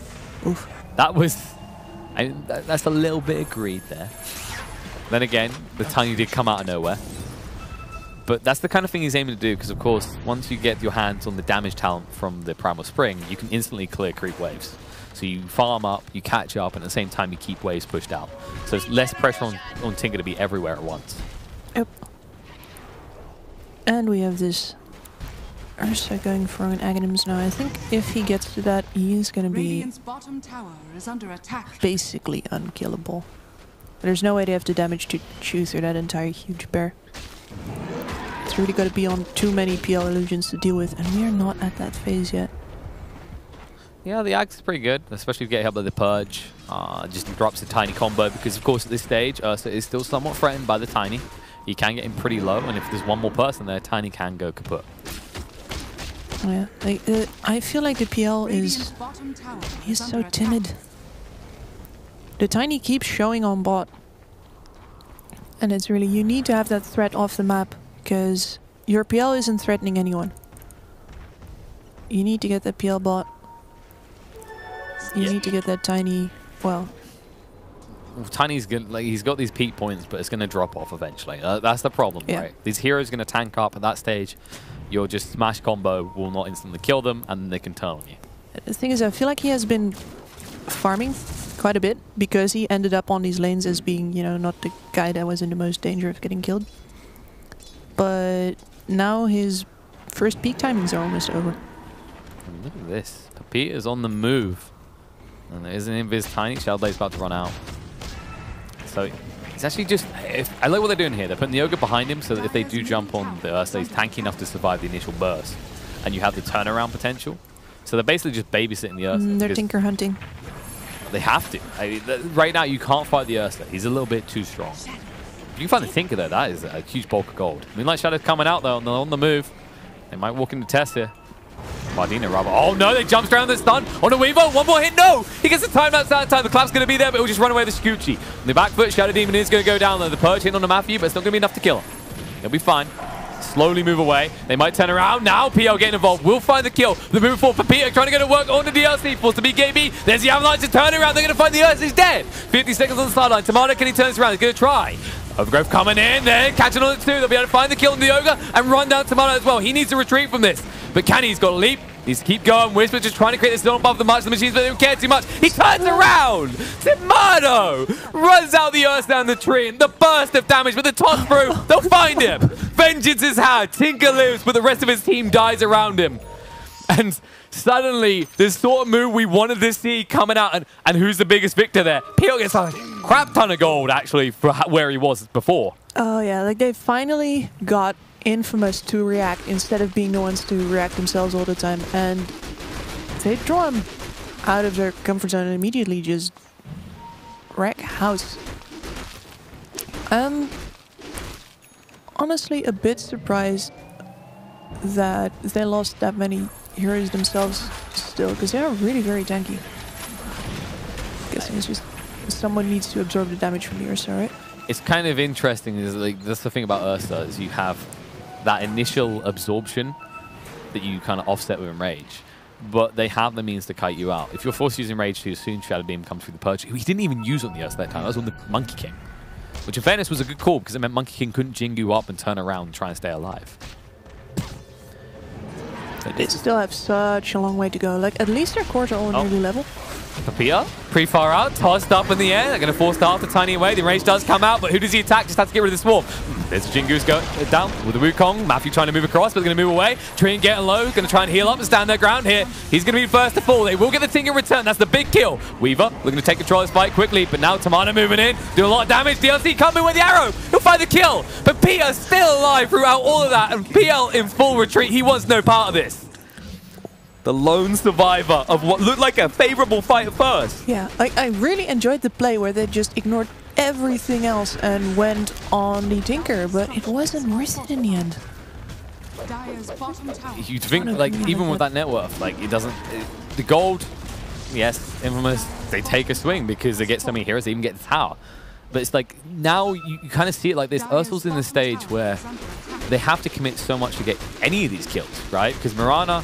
she's starting to tank up pretty nicely. She's getting quite a few items, getting a lot of gold. At the same time, the Ursa has the Enrage to protect himself. And the Tinker, he's got so much gold. And by the time you jump on him, it's just like 3-4 marching machines down. You either have to commit to killing him at the start, or you just say, all right, well, we'll let him go out again, and then we kill his team after. Because they are pretty tanky. And with the help of the Shadow Demons, they can actually survive quite a bit. Especially if you also get the time-lapse off on the Weaver. But... oh, hello. There's our good old friend You Ratio. got an Ursa, you got to do this. And I don't think Ursal are in a position to do anything about it either. I think the biggest frustration of trying to, it's not even the Tinker, it's the Monkey King. You know he's always watching. They're just vision advantage all the time, yeah. As I was saying before about the wave burst, right now when there's a couple of towers down, it's actually much easier for Infamous with their draft to keep the waves out. They found Tiny. Spirit Vessel's out on him, going to take him down pretty quick. Tinker's chasing, and the vision is always there from the Monkey King. He's going to leap down now. And just in time to get the foul here. Matthew says, I earned this. I found him, okay? You know, there's a Seeker's fee to be had. This one's mine. This Monkey King's doing a lot with that Spirit Vessel, though. Like, you look at the lineup on Ursal as well. It's effective against these heroes, the Treant, the Tiny, and those are your big worries right now. And worrying for the Weaver. When they find him, they get stunned out. The enraged move in, bash! They'll get the kill onto him. Weaver dead for 70 seconds. Arrows not needed. Well, if he got the time lapse off, he would have exactly caught that. This is insurance policy at this point. You know, you have to be pretty unlucky as an Ursa not to get a bash in the first 3 hits. I mean, they see Matthew. Okay, he'll get away. They didn't hit him with damage in time. He's fine. He's not too worried. But here's the concern. Mirana, we said she's getting pretty tanky. She's about to have that BKB soon. Yes. And at that stage, she just dies pretty deep. And they found the PL. It'll be able to move away the Doppelganger. They can't chase quick enough. The arrow doesn't connect. Gets dodged this time. Tomato. Not proving those sweet skills. But look, this is like the bounty hunter, right? With the Tinker. That kind of combo with the constant vision. Matthew just provides so much with the talents that you take here. Being able to move away around quickly and at the same time being able to see everyone. Yeah, it's great being a Monkey King support when you're ahead. When you're behind, like this poor Treant, who ostensibly does the same thing and knows. PL taking a lot of damage. Nice avalanche to interrupt. The enrage is going to be there from Papilla. We'll be able to move away. But it's just sending a message. They're going, PL, you might live this time, but you're running out of places to go. All right, we're going to take your tier 2. You're going to be out of towers very quickly at this rate. And then where do you go? Because we already invaded the top side of the map. Now we've taken the bottom side as well. And they've been very diligent with applying the pressure.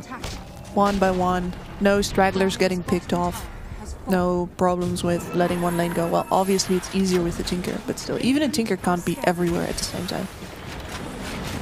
Alright, well, they're moving on the high ground. Arrow won't connect. They're just scouting for the opportunity. I mean, Tomato, pretty tanky. Has a cheese as well, 2k HP. He'll happily just stand there. They're afraid to fight into the March of the Machines, as they should be. And Treant's pretty deep here. If he can get a good overgrowth. Yep, and here's the last barrier. Like, this lineup is good at a lot of things. The vision, the wave clear, the mobility, but they can't actually hit buildings. So it is high ground, and they know it. They're 14k behind, ahead here. And they just are not going high ground, even though they have the ages, because they know that they're going to need more favorable circumstances than this to fight up that high ground.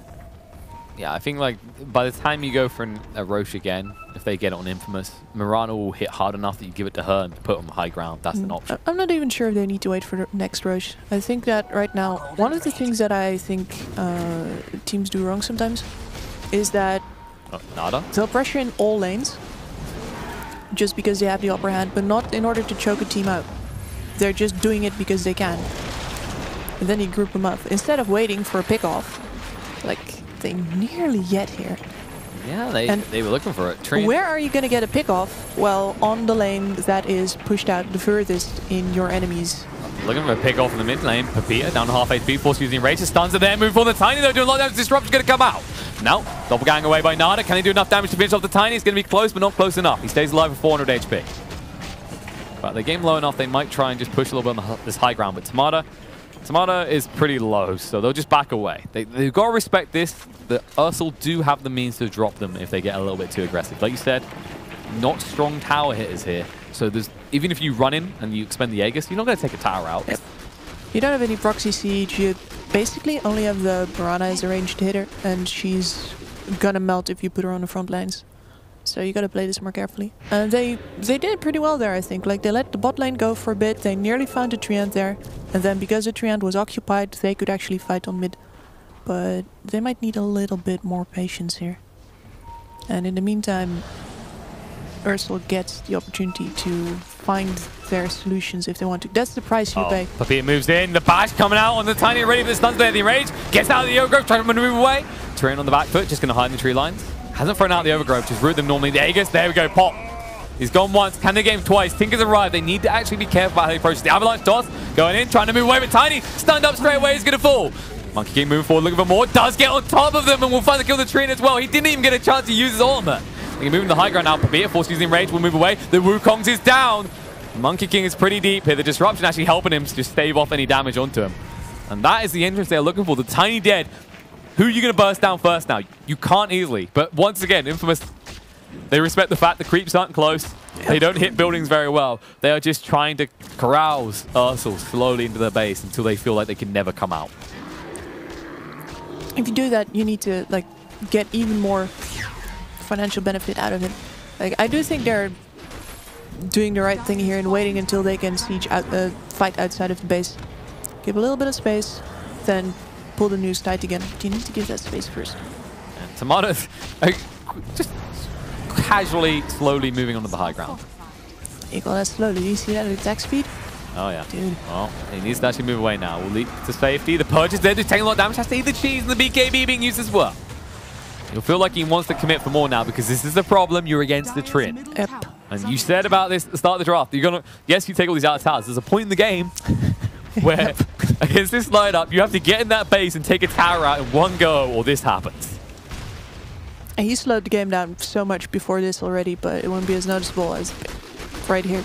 And you see, if all the lanes are up into Ursal's face all the time, they're actually getting 3 full lanes of farm. So this kind of siege has its uses, but you gotta be careful. You gotta be careful that you're not just putting farm, like feeding it straight, spooning it straight into their mouths. And as a result of that, PL, he's catching up. Look at him now. You wouldn't believe this is the guy that was 2 levels behind his opponent and couldn't stay in his lane at not even 10 minutes in. That 11-minute slow walk to base was one of the saddest things I've seen in a while. You know what? He's going to have his vengeance this rate. He's getting closer and closer to that 25 and possibly one of the biggest turning points on a single hero in terms of talents. Yep. And there is not a lot, like the Tinker, right? He's had his axe for a while now. And while it's useful in reducing the damage that the PL does, he can't actually clear out the illusions fully. They have no way to do that, and that means the confusion factor stays. I see him, but Tiny's going to be initiating the BKB count with Tomato. He's going to be purged up. Starstorm's out. The Wukongs is down. Cullen moving away quick enough. Will be able to do so. But Treant won't be so lucky. Tiny turn around the Avalanche, just forcing them away, but it's too late. Tinker does the damage. Take him out. The PL already dead as well. They're going to be cleaned up. Weaver, last man standing, gets bashed. Needs to move away. Wants to kill the Tomato. But what's he going to get for it? Stunned up still. He can't do anything. It's a team wipe. They don't get a single kill here. And the patience just broke. They look at where the creep waves are. Mistakes made. And now they're on your high ground. This Mirana finally gets the ability to hit these buildings. And, I mean, you have to give credit, actually. Like, Matthew with that Wukong's placement. Yeah. It was anarchy. We need to disengage. We can't fight in this. This is ridiculous. Yeah, but they were already in too far. That's often how it is. And you recollect you should have been in that position at all. You shouldn't even been close to it. But by that point, it's because you're getting confronted with the consequences. And no Treant armor can keep this base up now. They're going to lose 2 lanes by the looks of it before they have everyone up. They're not quite out yet, but this is hard to come back from when you're 2 lanes behind and your opponents have so much control of the map. The status on Infamous looks really good as well. They're all ready to fight. They didn't have to spend a lot of resources during the previous fight at all. So they can either end or take the Megas. Yeah, Matthew is just scaring away his Trink, goes back into his fountain. The only place he feels safe. And it's just wasting so much time from their lineup. 4-star through. They do actually find the Monkey King. Maybe they can get him. Tossed in the air. He's going to come down. Yules. He should be falling here, though. He can't. No, Battle Strike. Is he going to live? Oh my god, Spirit Vessel. No, they get him. They have to use the Overgrowth, though. Just to that Monkey kill. Meanwhile, the top lane, they're still hitting buildings here. They need to stop this right now. Without Overgrowth, where's your initiation? Where's your entry? Another Rax falls. They've only got the range left, and he's just run it down. There's the poor Ogre that stands his ground. There's still catapults. Get rid of them, damn it.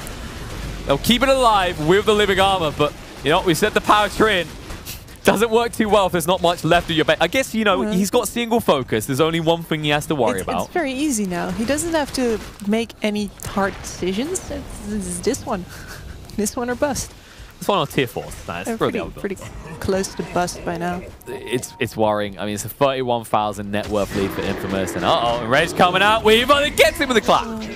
just as he might have got the time lapse, it wasn't for the damage on the Earth shot, but 80 seconds on the sideline, no chance you aggress. Roche is now up, and Infamous, they can take it. They've got that Ursal. So I guess the one slight light for Ursal here is that they have seen that Infamous's discipline breaks too. Because they did lose 2 support heroes there. One because he was showing off, and one because he was blithely hitting buildings without a care in the world. I mean, I don't think he's too worried about that. Like, moves, that one was kind of like, by then, you need someone to throw at them so you can get everyone else out, right? Did they need to? What does he case? I'm trying to make a case for Ursal here, man. No, I'm saying. They could do something like that again on this siege here, like, because it's pretty clear that this game should be. Yeah, well, yeah, Infamous will feel confident, especially picking up that Aegis. So They've you're got a refresher hoping shard on the they Earth. feel overconfident. No, they're going to just knock on the door, knock on the buildings. Go on, Moose, do it again. Do it. Just bash on that build, just nothing else. Uh-oh, Bissell coming out, Rage is there, BKB uses well, the refresher, Bissell again, forced stuff away, PL, they need to get him out of this quick, the Wukong's is deep, they can't move away quick enough, tying down to half HP, they have to leave the treant behind, he's going to fall, they'll even get the kill the Shadow Team, Buyback's going to come out of the tree in the meantime, Tomato, he's getting low, he's actually killing himself off to get rid of the Aegis, that's 1 life gone, but how do you get rid of the rest? Weaver back and ready to fight, but they need something big here. There's a toss coming out, down to half HP. Tomato's going to stand and fight. Leaps forward, there's the banner strike, connect on the tide, he's going to fall. They'll get rid of him now. Weaver down to half HP, trying to get rid of Tomato, but he just stands his ground against everything. They have nowhere to kill him. The move forward by Pepita, trying to find this. Yule's going to come out, GG gets called. There's nothing they can do. Oh, the power of this. You know, I'm going to just say it's Ursa Monkey King this game. Constant hunting. Constant threats and constant threat of backup as well. Like, once those towers start going down, there's not much you can do anymore. You're going to be hunted on all sides of the map all the time. And I guess like that PL could have not felt as threatened, and they could have posed some threat of their own if the Tiny didn't have to just be his team's only like working piece for so long, basically. So the top lane really worked out in Infamous's favor there. I feel like we often see this happen, right? It came down, there was a brilliant fight coming out from Ursal. Yeah. And then immediately they throw it away. And we kind of see this, right? We see this, there's a mistake made by one team, and then the other one gets too emboldened by it, and they make a mistake so equally bad. So happy. And I know all about it, and it's very hard to train yourself to not get excited by the moment, or at least not too excited. Because the other part is that if you get a turnaround moment, you need to grasp it with both hands, right? There's no such thing as delicately picking up the big game-winning turnaround and saying, oh, fancy that. No, you need to get your claws into it and haul it towards you, because they're not going to give it to you for free. But the problem is that once you have it, you're like, well, you were talking about Golem before. It's my precious. Yeah, you become fixated. Everything. Like, yeah. After so long of, it's the frustration as well. You end up in a scenario where it's like, okay, we're getting pummeled on for ages. Now we are bigger than the bully. Now we dictate. And now then we get to. And then you realize it's actually at that point in high school where it's actually more important to pass your exams and do good and stop beating up kids. And by that stage, it's too late. You don't realize. And now you're like, you know, you got no grades. You got like a minimum wage job, and they're just off at uni. And the bullies are still shoving you head first in the trash can. Was it worth it doing it to them once? Maybe, but you would have rather graduated. Probably. Okay. Stay in schools, kids. I just got some news for the NA fanboys in there. We're going to be going across to Tim. All right, thank you, Miss Team. Oh, team. All right, they were team before. It's now team. Oh, it's team. Okay. Yeah, versus DUI, I believe it was. So I got it the 4th time. Thank you, Mr. Voice in my head, the man behind the lens. So it'll be game 2. Team took the first one. Now, is this team? Is this was it the mic stack that was called that? I'm trying to remember, because there were multiple ones. Because I remember I was covering some. There was another one called Team, but it was. Okay, it's not them. They spelt it with like team, and then it was team with E and A the other way around, because they were really hoping to just screw with people when they got through. So I think it might be the mic stack. Well, we're going to find out, right? Yeah, we're gonna go do a break. We're gonna go do our research, because you know what? If you're not well versed in NA Dota, they kinda you know, Twitch chat will. I'm gonna call my experts. They're gonna weigh in on the matter. You know, sadly, you won't get them here. Okay, you're stuck with us. You're stuck with European expertise. I mean, we have got the most competitive region, maybe.